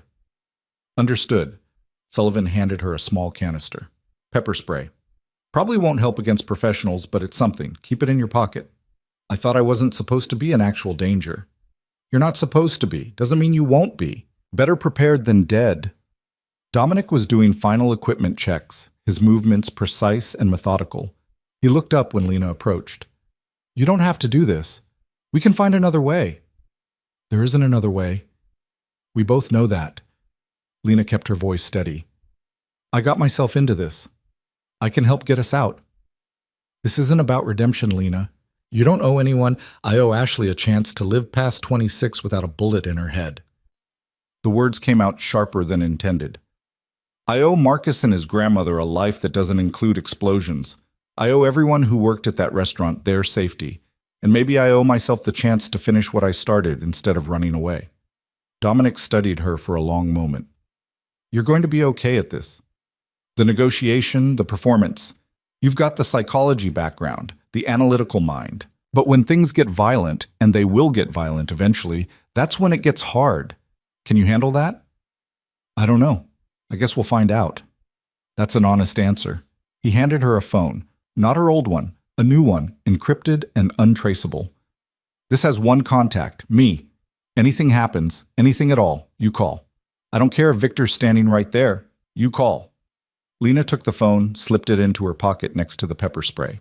She felt like a child dressing up in tactical gear, playing at being someone competent and dangerous. At 11:45, Marco called out, "Extraction team is moving. Ashley's still at her table. Watcher hasn't moved." On the monitors, Lena watched two people in coffee shop casual enter the blue line. One ordered at the counter, the other headed for the bathroom. Both were Dominic's people. Both were positioning. Ashley took a sip of her espresso, completely unaware. "Lena, you need to leave now if you're going to make noon," Sarah said. "Traffic's heavy downtown." This was it. The moment where theory became reality. Dominic walked her to the SUV, different one from this morning. This one sleek and black and completely anonymous. "Sullivan's driving. He'll drop you 2 blocks from Aurelius. You walk in alone. We'll be watching the whole time."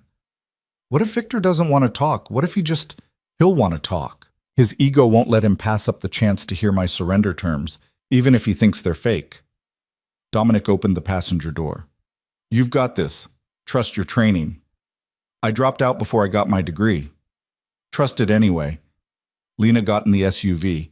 Sullivan was already behind the wheel, earpiece in, expression focused. The vehicle smelled like leather and gun oil. As they pulled away from the warehouse, Lena looked back. Dominic stood in the loading bay watching them go, and for just a moment he looked worried. Then his expression reset to neutral, controlled, ready. The drive into downtown felt surreal. Normal traffic, normal people, the city going about its business.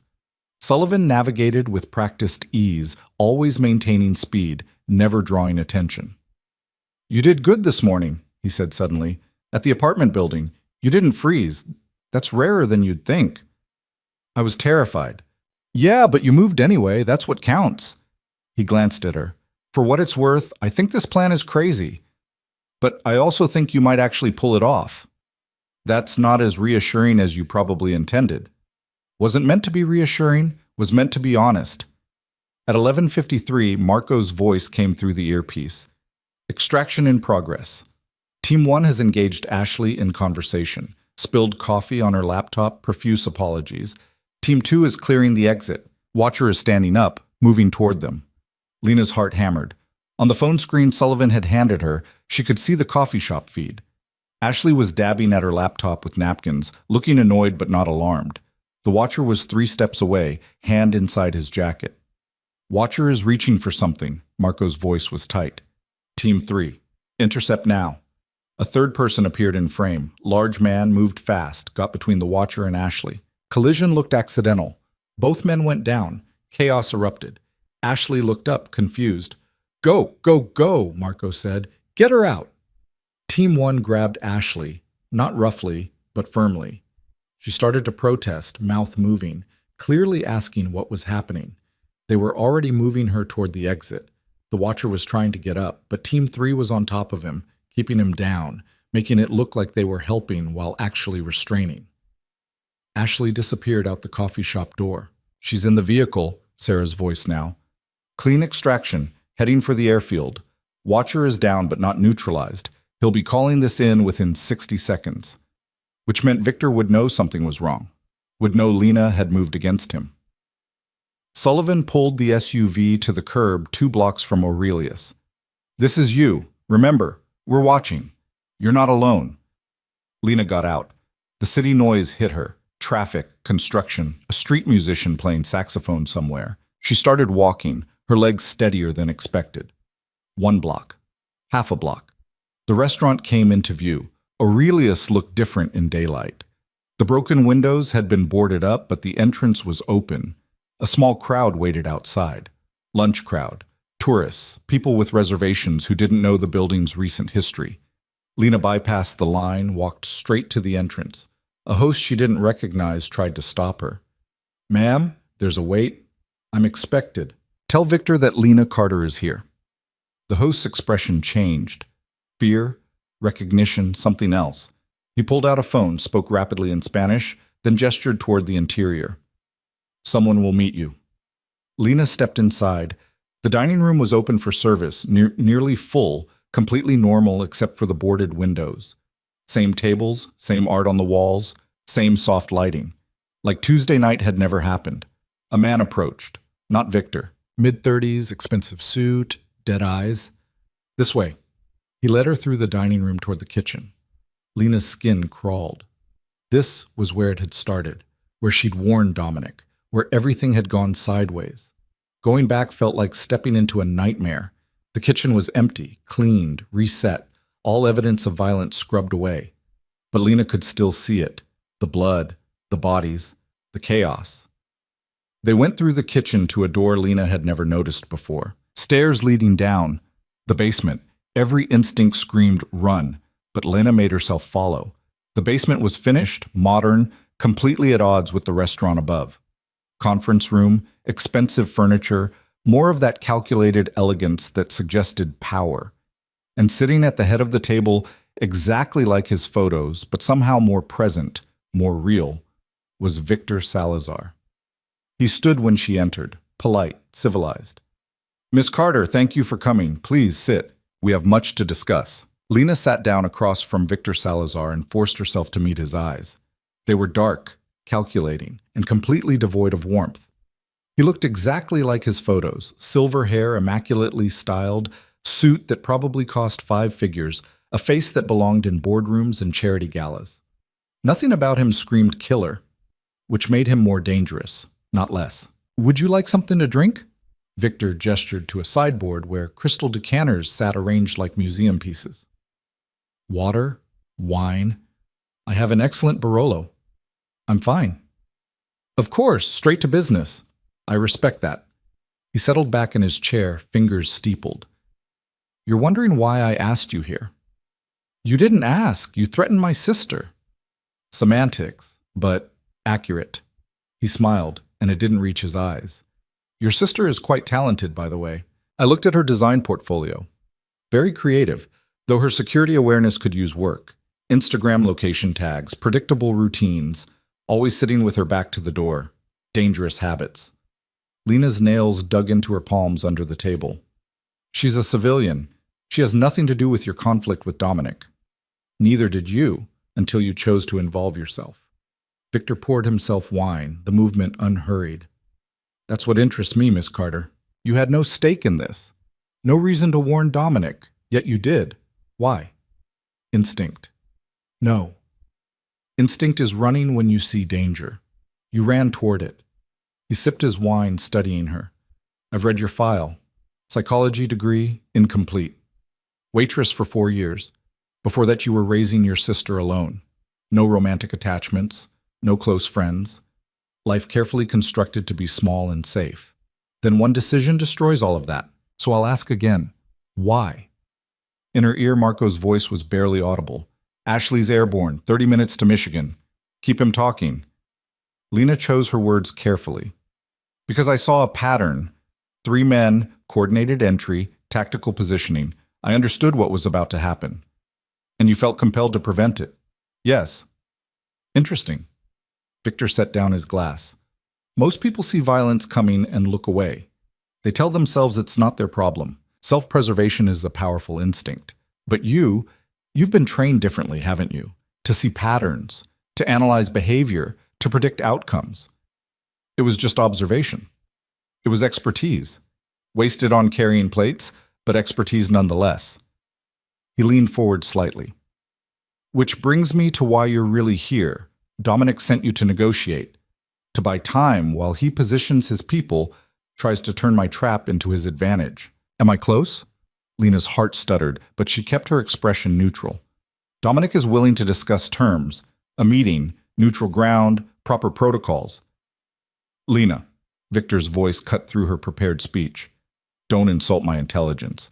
Dominic Russo doesn't negotiate. He doesn't compromise. He certainly doesn't send a waitress to broker deals, so let me tell you what's actually happening. He pulled out his phone, tapped something, and slid it across the table. The screen showed surveillance footage from the coffee shop. Ashley being escorted out by Dominic's team. The timestamp read 11:54. Your sister is currently on a chartered plane heading northwest, probably Michigan, possibly Wisconsin. Dominic's people extracted her 8 minutes ago. Very smooth operation. Professional. Victor retrieved his phone. Which means you're not here to negotiate. You're here to distract me while Dominic removes my leverage. The room felt too small, too airless. Lena could hear her pulse in her ears. Here's what confuses me, Victor continued. Dominic is many things, but he's not sentimental. He doesn't risk operations to protect civilians, yet he's mobilized significant resources to keep you and your sister safe. Why? What makes you valuable enough to warrant that investment? I'm not valuable, You're lying, and you're not very good at it. Victor stood up, walked to the sideboard, refilled his wine. Let me offer a theory. Dominic sees something in you. Some potential usefulness beyond the initial warning. Perhaps your analytical skills. Perhaps your ability to read people. Perhaps he simply enjoys having someone around who isn't terrified of him. He turned back to face her. Whatever the reason, he's protecting you, which makes you leverage after all, just not in the way I initially calculated. In inner ear, Lena, we've got a problem. Victor's people are moving. 3 vehicles, armed personnel, heading for the building. ETA 4 minutes. Victor must have seen something change in her expression because he smiled. Ah, you're receiving information. The tracking device on your collar, I assume. Or perhaps the earpiece. Dominic does like his technology. He pulled out his phone again, pressed something, and suddenly Lena's earpiece erupted in static, then went dead. Jammer, Victor explained. Local radius only, but effective. Now we can talk privately. Lena's hand moved toward her pocket where the phone was, but Victor shook his head. Don't. The man behind you has a gun pointed at your spine. You won't make the call before he fires. Lena hadn't heard anyone enter, but she believed him. Every instinct screamed that she was trapped. What do you want? Her voice came out steadier than she expected. Finally, the right question. Victor sat back down. I want what I've always wanted. Partnership with Dominic. Access to his distribution networks, his political connections, his infrastructure. He's built something impressive over 15 years. I've built something equally impressive. Together, we could control the entire Midwest corridor. He's already refused that. Because he doesn't trust me. Understandable. I wouldn't trust me either. Victor's smile was genuine this time, amused by his own observation. But perhaps he'll trust you. After you've worked with him, proven yourself useful, become someone whose opinion he values. You could be the bridge. I've known him for less than a week. And in that week, you've upended his entire operation, made him reactive, forced him to spread resources thin protecting civilians. That's more influence than most people in his organization achieve in years. Victor leaned forward. I'm offering you a role, Miss Carter, not as pawn, as player. You help facilitate a partnership between Dominic and myself, and I guarantee your safety, your sister's safety, and a very generous compensation package. You're asking me to betray him. I'm asking you to save his life, because if this war continues, one of us dies. Probably him, but possibly both of us. Definitely you, caught in the crossfire. His expression hardened. This is the only offer I make. Accept it now or I send my people upstairs to start killing lunch customers until Dominic comes out of whatever hole he's hiding in. The threat was delivered calmly, matter-of-factly. Lena believed every word. Her mind raced through options. The earpiece was dead.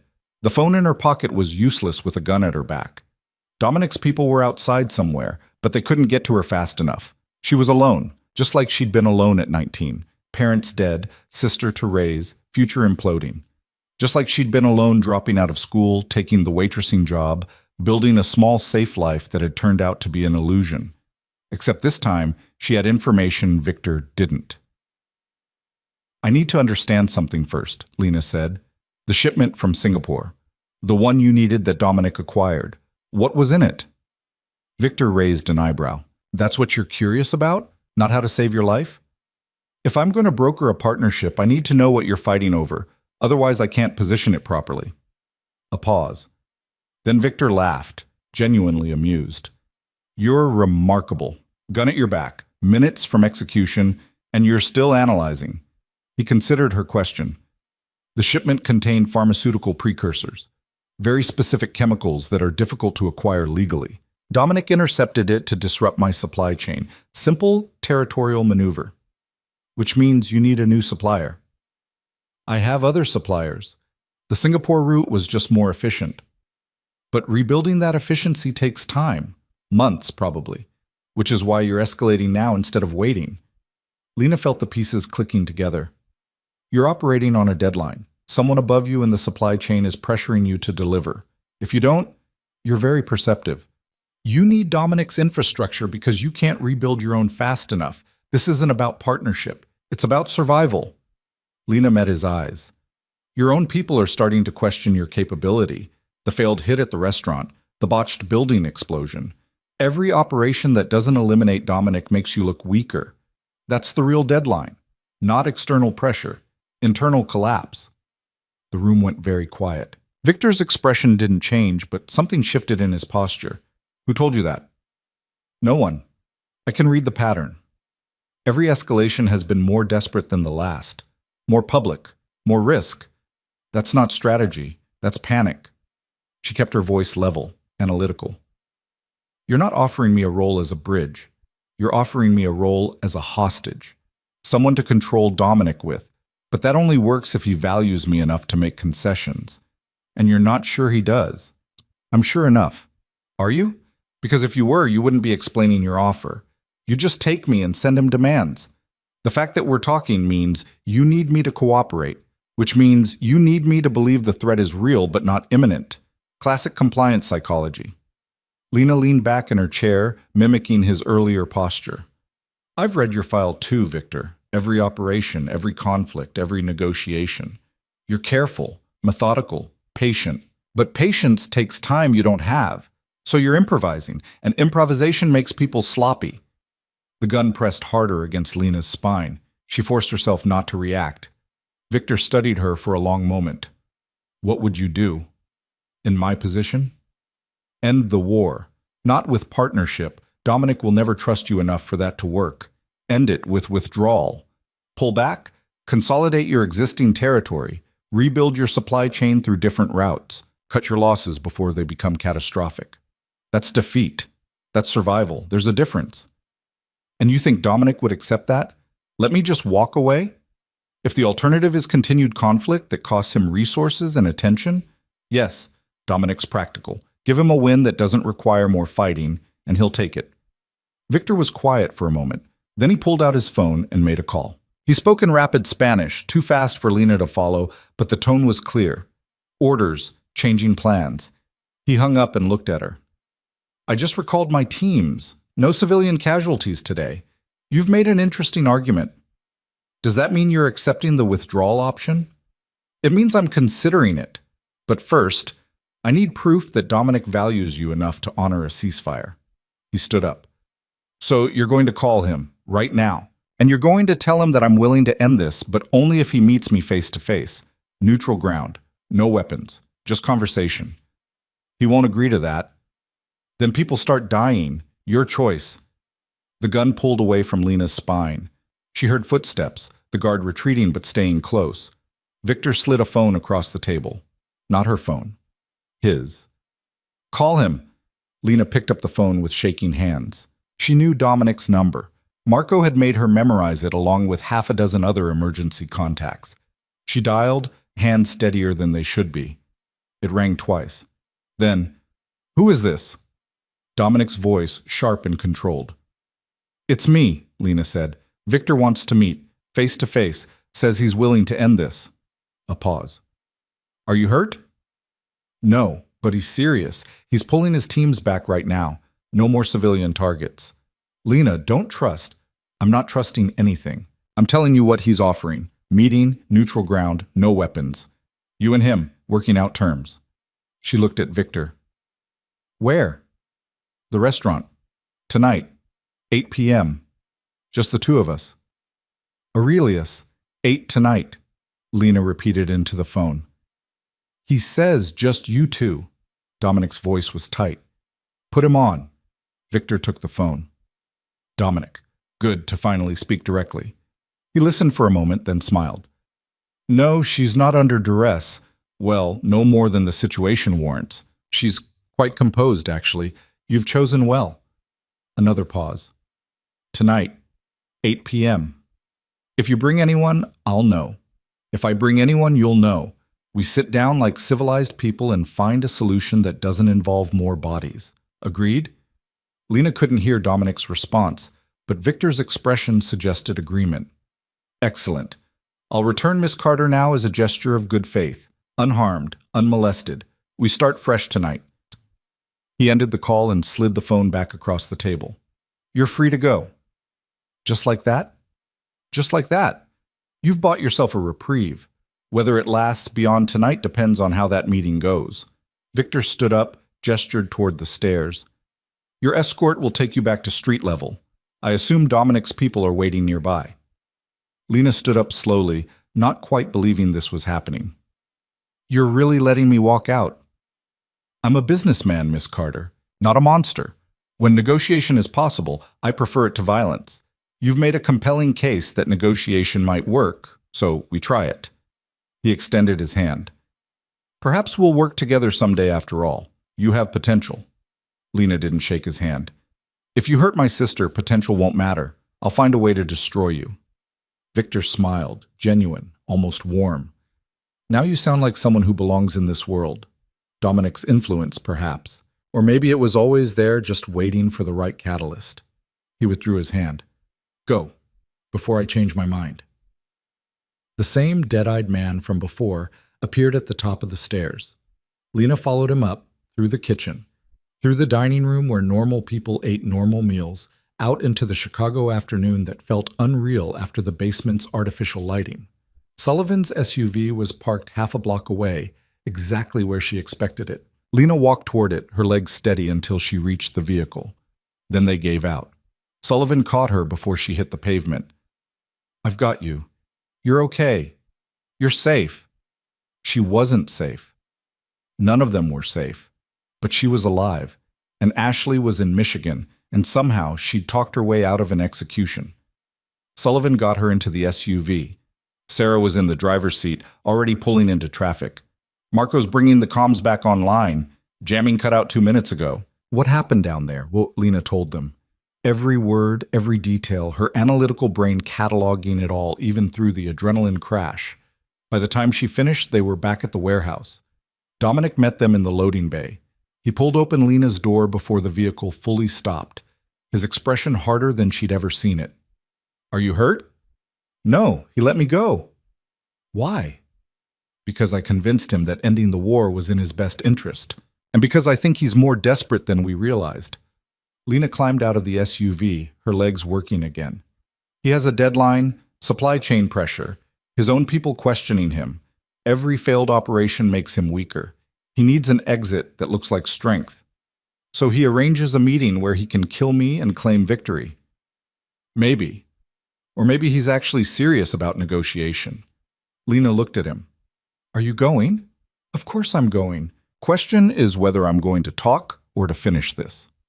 They moved inside to the tactical room. Marco had already pulled up floor plans of Aurelius, marking sight lines and potential ambush points.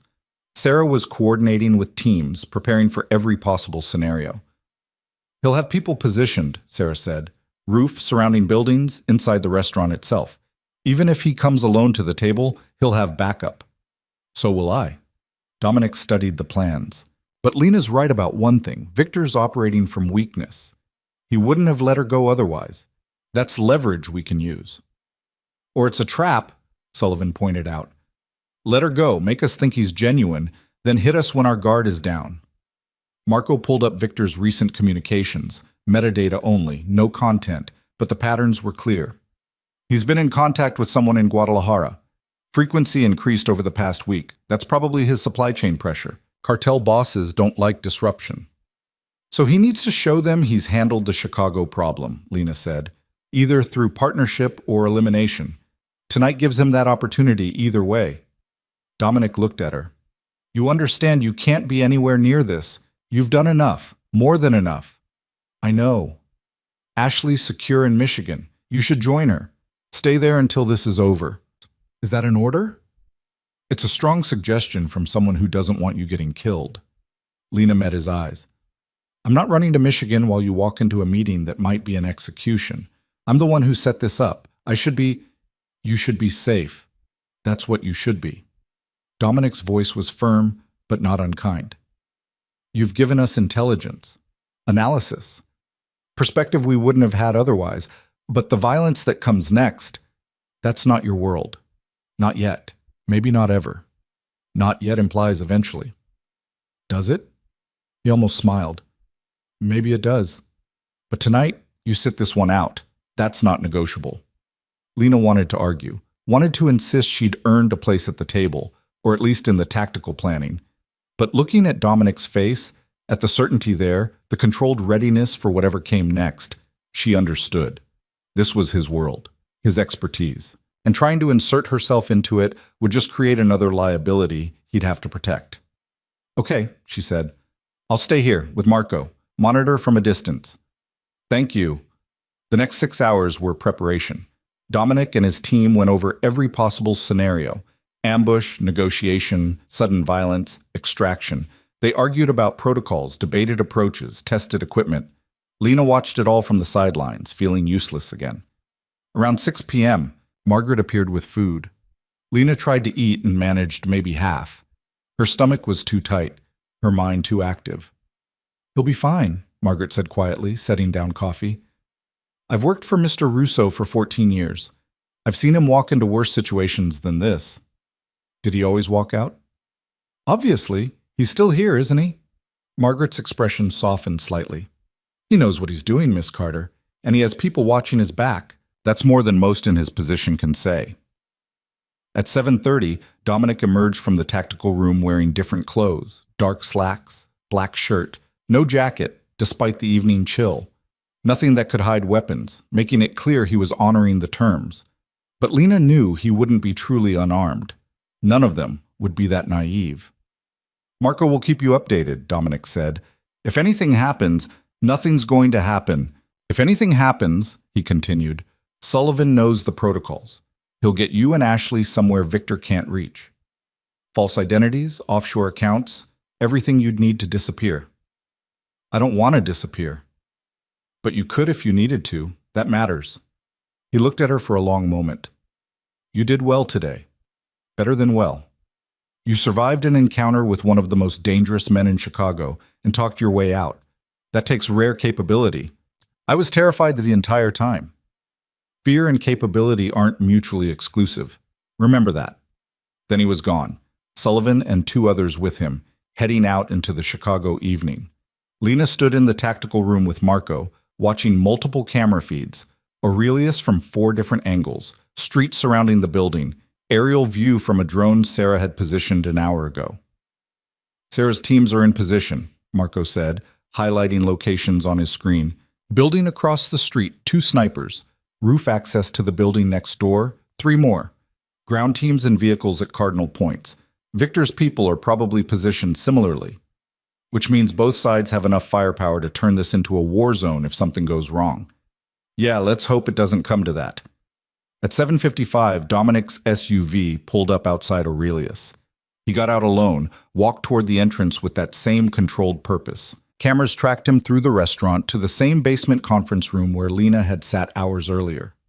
Victor was already there, also alone, also unarmed based on the body language. Marco switched to audio. Someone had planted a microphone in the conference room.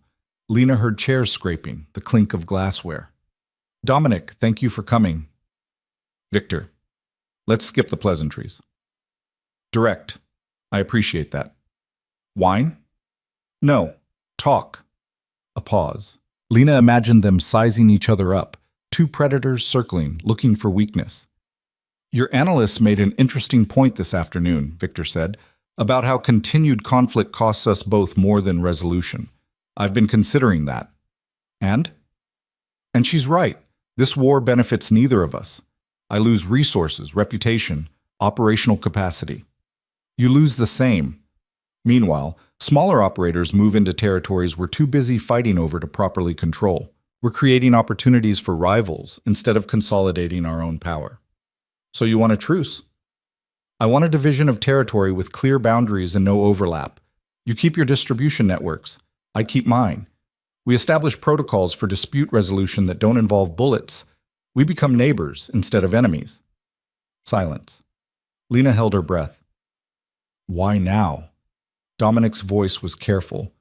You've been pushing for partnership for 18 months. Suddenly you're willing to settle for separation? Because partnership requires trust, and we'll never trust each other. But separation requires only mutual respect and clear boundaries. That's achievable. And the Singapore shipment? Write it off as a loss. I have other suppliers. Less efficient, more expensive, but workable. Victor's voice carried something that might have been resignation. You made your point. I can't force you into partnership through violence, so I stopped trying. More silence. Marco pulled up thermal imaging of the building. 2 heat signatures in the basement conference room. No one else on that level. No obvious threats. There's a condition, Dominic said finally. Name it. Lena Carter and her sister. Off limits, permanently. No surveillance, no contact, no leverage plays. They're civilians. They stay that way. Agreed. Anyone else? The restaurant staff from Tuesday night. Same terms. They go back to their lives unmolested. Acceptable. And in return, I stop disrupting your supply chains. I withdraw the intelligence operations I've been running on your organization. I leave your territories alone. Dominic paused. And I provide you with information about a federal investigation into your Guadalajara connections. Names, dates, scope should give you enough warning to insulate yourself. Lena's eyebrows shot up. That was a significant concession, the kind that could change the balance of power. Why would you do that? Victor's suspicion was audible. Because it keeps the DEA's attention off Chicago. If they're busy in Mexico, they're not looking at my operations here. Mutual benefit. And you trust me not to use that information against you somehow? No, but I trust that you're smart enough to know that burning me after I provide intelligence would destroy any chance of future cooperation. We may not be partners, but we can be. Professional colleagues who respect boundaries. Another long pause. Lena could almost see Victor calculating, weighing risks and benefits. We have an agreement, Victor said finally. Boundaries to be formalized in writing within 48 hours. Protocols for communication and dispute resolution to be established within a week. And Miss Carter and her sister become invisible to my organization effective immediately. Acceptable. The sound of glasses clinking. A toast, or something close to it. Your analyst, Victor said. She's wasted on waitressing. If you're not using her capabilities fully, I might be interested in making an offer. She's not for sale. Even if she wants to be? She doesn't. You sound certain. I am certain. She's had multiple opportunities to walk away. She chose to stay. That means something. Lena felt something warm and complicated spread through her chest. The meeting continued for another 20 minutes. Details, logistics, agreements on how to handle various scenarios. Professional, businesslike, almost boring compared to the violence of the past week. Finally, both men stood. Handshake, brief, formal. Then Dominic left first, Victor staying behind per their arrangement. Marco let out a breath he'd been holding. They actually did it. They made peace. Or they made a temporary truce that falls apart the second someone breaks a boundary, Lena said. But she didn't believe that. She'd heard something in both men's voices, exhaustion, maybe. Recognition that the alternative to peace was destruction neither could afford. Dominic made it back to the warehouse 20 minutes later. Sarah's teams reported 0 hostile activity. Victor's people withdrew from their positions. The war had ended not with violence, but with conversation. Lena met Dominic in the loading bay. You did it. We did it. Your analysis gave me the leverage I needed. Understanding that Victor was operating from weakness, that changed the approach. So what happens now? Now we formalize the agreement, establish clear territories, set up communication protocols, and you... He looked at her. You call your sister and explain why she was kidnapped by armed strangers and flown to Michigan. She's going to be furious. Probably, but she'll be alive and furious, which is better than the alternative. They went inside. The tactical room was being broken down, teams dispersing, crisis mode shifting to normal operations. Lena found a quiet corner and called the number Marco had given her for Ashley. Her sister picked up on the first ring. Lena, what the hell is happening? These people won't tell me anything except that I'm safe and you're okay, but I'm in Michigan in some house with armed guards and... Ash, breathe. I'm okay. You're okay. I need to explain some things. It took 40 minutes. Ashley interrupted constantly. Shock, anger, disbelief, fear cycling through in rapid succession. But Lena told her everything. The warning, the attack, the war, the threats. All of it. When she finished, Ashley was quiet for a long moment. "You could have told me," she said finally, voice small. "Instead of having me kidnapped. They would have killed you if they knew you were aware. This was the only way to keep you safe without changing your behavior enough to alert them. And now? Now it's over. The war ended tonight. You can come home tomorrow. Back to your life, your apartment, your work. Like none of this happened. Except it did happen, and you're..." Ashley trailed off. "You're not coming back, are you? To waitressing. To our old life." Lena looked around the warehouse, at the monitors, the tactical equipment, the people who moved through violence like it was routine, at Dominic across the room, coordinating with his team, competent and controlled. "I don't know," she said honestly. "I don't know what comes next, but you're staying with him. With Dominic. For now. Maybe longer.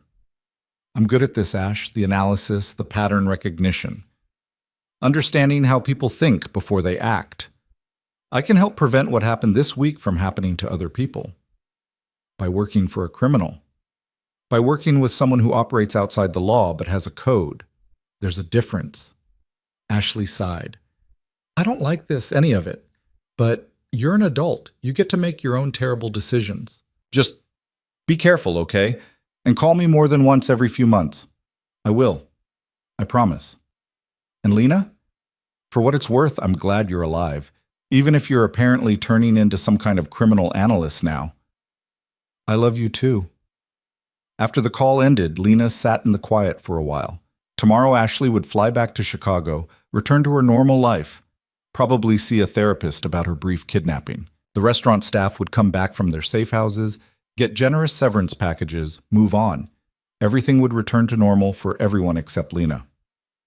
Dominic found her an hour later. "How'd it go with your sister?" "About as well as could be expected. She thinks I've lost my mind." "Have you?" "Probably." Lena stood up, her body finally catching up with the exhaustion. "What happens to me now? Do I go back to the lake house? Stay here? Get relocated somewhere new?" "That depends. What do you want to happen?" It was the same question as before, but the context had changed. She wasn't a liability anymore.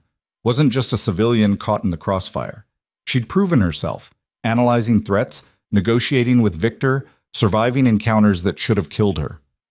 "I want to be useful," Lena said. "You told Marco I was good at threat assessment, that I see patterns others miss. I want to keep doing that, helping prevent violence before it starts instead of just reacting to it. That's a long-term commitment. This isn't a job you can quit when it gets too difficult." "I know. It's also dangerous. Victor agreed to terms, but there are other threats, other conflicts. Chicago has no shortage of people willing to kill to protect their interests." "I know that too." Dominic studied her for a long moment. 2 weeks, I said. Trial period. That's tomorrow. "So what's the verdict?" "The verdict is you've exceeded every expectation I had. You're smart, adaptable, you don't panic under pressure, and you have instincts that can't be taught." He paused. "If you want a role in this organization, a real role, not just hiding in safe houses, it's yours. Behavioral analyst, threat assessment specialist, whatever title makes sense. What does that look like, practically? You work with Marco on intelligence gathering. You analyze patterns in rival organizations, predict their moves, help us stay ahead of threats. You attend strategic meetings, provide psychological profiles when needed. You train our people to recognize pre-attack behaviors, and you get paid well enough that you never have to carry another plate in your life." It was everything Lena had wanted when she started her psychology degree. Understanding human behavior, predicting violence, making a difference, just in a context she never could have imagined. "One condition," she said. "Name it." "Ashley stays protected. Not just for the next few weeks. Permanently? Low-profile surveillance, nothing intrusive, just enough to know if anyone ever looks at her sideways. Already arranged. She's family. We protect family. The way he said it made Lena's chest tight. Family. She'd been alone for so long, her and Ashley against the world, no one else to rely on. And now suddenly there was this network of people who'd mobilized to keep them both alive. Okay, she said, then I'm in. You're sure? I'm terrified, but yes, I'm sure. Dominic extended his hand. Lena shook it, firm grip, professional, sealing an agreement that would change everything. Welcome to the team, he said. Get some rest. Training starts tomorrow. 6 months later, Lena stood in a different conference room overlooking Lake Michigan, presenting threat analysis to Dominic's senior staff. The target was a gang moving into territory on the south side, showing patterns that suggested preparation for expansion. Notice the recruitment pattern, Lena said, pulling up a network diagram she'd constructed. They're targeting former military, people with tactical training. That's not standard street gang behavior. They're preparing for something bigger. Sarah, who'd gone from skeptical to grudgingly respectful over the past months, leaned forward. Timeline? 3 weeks? Maybe 4. They're still in acquisition phase. Once they hit critical mass of trained personnel, they'll move. Recommendations? Pressure their supply chain, make expansion expensive enough that they reconsider, or offer them a deal, clear boundaries, no overlap with our territories, mutual non-aggression. Same framework we used with Victor. Marco nodded. That could work? They're not ideological, just opportunistic. Give them a path that doesn't require fighting us, they'll probably take it. The meeting continued for another hour. When it ended, Dominic pulled Lena aside. Good work. Your prediction model on the West Side situation last month was accurate down to the day. Thank you. I'm increasing your operational budget. You need more resources for intelligence gathering. Marco will coordinate with you on specifics. They'd settled into a rhythm over the months, professional, effective, with an undercurrent of something neither acknowledged directly. Lena had moved into the lake house permanently, had her own office, her own team. She'd rebuilt her relationship with Ashley, who still didn't love Lena's career choice but had accepted it. And she'd discovered something surprising. She was good at this, better than good. The skills she'd developed studying psychology translated perfectly to analyzing criminal organizations. Understanding motivation, predicting behavior, seeing patterns in chaos. Dinner tonight? Dominic asked. Margaret's making something Italian. You should come. It had become routine. Dinner together several times a week, usually just the two of them, talking about cases or books or nothing in particular. Easy, comfortable. I'll be there, Lena said. That evening, sitting across from Dominic at the same table where she'd first had dinner after being extracted from the restaurant, Lena looked back at how far she'd come, from waitress to analyst, from terrified civilian to competent operative, from small, safe life to something dangerous and complex and entirely her own. What are you thinking? Dominic asked. That 6 months ago, I was serving you Dover Soul and trying to decide if I could afford to fix my car's transmission. Now I'm running threat assessments on criminal organizations and living in a house on the lake. It's surreal. Regret it? Not even a little. And she meant it. The fear was still there, probably always would be. But underneath it was purpose, direction, the sense that she was doing something that mattered, using capabilities that would have atrophied carrying plates. Good, because I have a proposition. Another one? Different kind. Victor's been true to his agreement, but I'm getting intelligence that suggests instability in his organization. His Guadalajara connections are concerned about his expansion limitations. They might try to replace him with someone more aggressive, which would restart the war. Exactly. So I need someone to analyze the situation, figure out who might replace Victor, what their approach would be, whether we can work with them or need to prepare for conflict. That's a significant undertaking. It is. Which is why I'm making you senior analyst. Your own team, direct access to all intelligence, authority to make strategic recommendations. Dominic set down his wine. You've earned it. Senior analyst, real authority, a team of her own, everything Lena had been building toward. I accept, she said. They finished dinner, moved to the sitting room overlooking the lake. Winter was coming, the water turning dark and choppy, waves hitting the shore with increasing force. Lena watched the patterns, chaos that followed rules if you knew how to read them. "Can I ask you something?" she said. "When you first brought me here, that first night, you already knew I'd be useful, didn't you? It wasn't just protection." Dominic was quiet for a moment. "I recognized something. The way you analyzed the attack pattern, the precision of your observation, the courage to act on incomplete information, those are rare qualities, worth protecting, worth developing. So you were recruiting me from the beginning. I was giving you options. You chose the path. I just made sure you survived long enough to see where it led." "And where did it lead?" "Here, to you becoming exactly what I saw potential for 6 months ago. Someone who understands violence but isn't consumed by it, who can operate in this world without becoming what it usually creates." He looked at her. "You're an asset, Lena. But more than that, you're a partner. Someone I trust. That's rarer than you might think." 2 years after that conversation, Lena Carter stood in front of a different kind of audience. 30 people from various organizations across the Midwest, all invited to a conference Dominic had organized on de-escalation and conflict prevention. Her presentation outlined the behavioral analysis framework she'd developed, showing how violence could be predicted and often prevented through proper pattern recognition. She was 6 months pregnant, married to Dominic for a year now, and running the most sophisticated threat analysis operation in the region.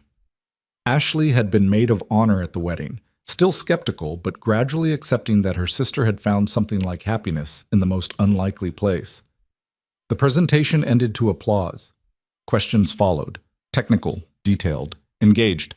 These were people who understood what she was trying to accomplish, building frameworks that prevented conflict instead of just winning it. Afterward, Dominic found her in the conference room, gathering her materials. "You were brilliant. The part about predictive modeling went long. I should have trimmed it. It was perfect. 3 organizations approached me during the break wanting to implement your system." "Our system. You funded the research. You did the work." He touched her shoulder gently. "How are you feeling? You've been on your feet for hours." "Tired, but good." She looked at him. "I've been thinking about what happens after the baby comes.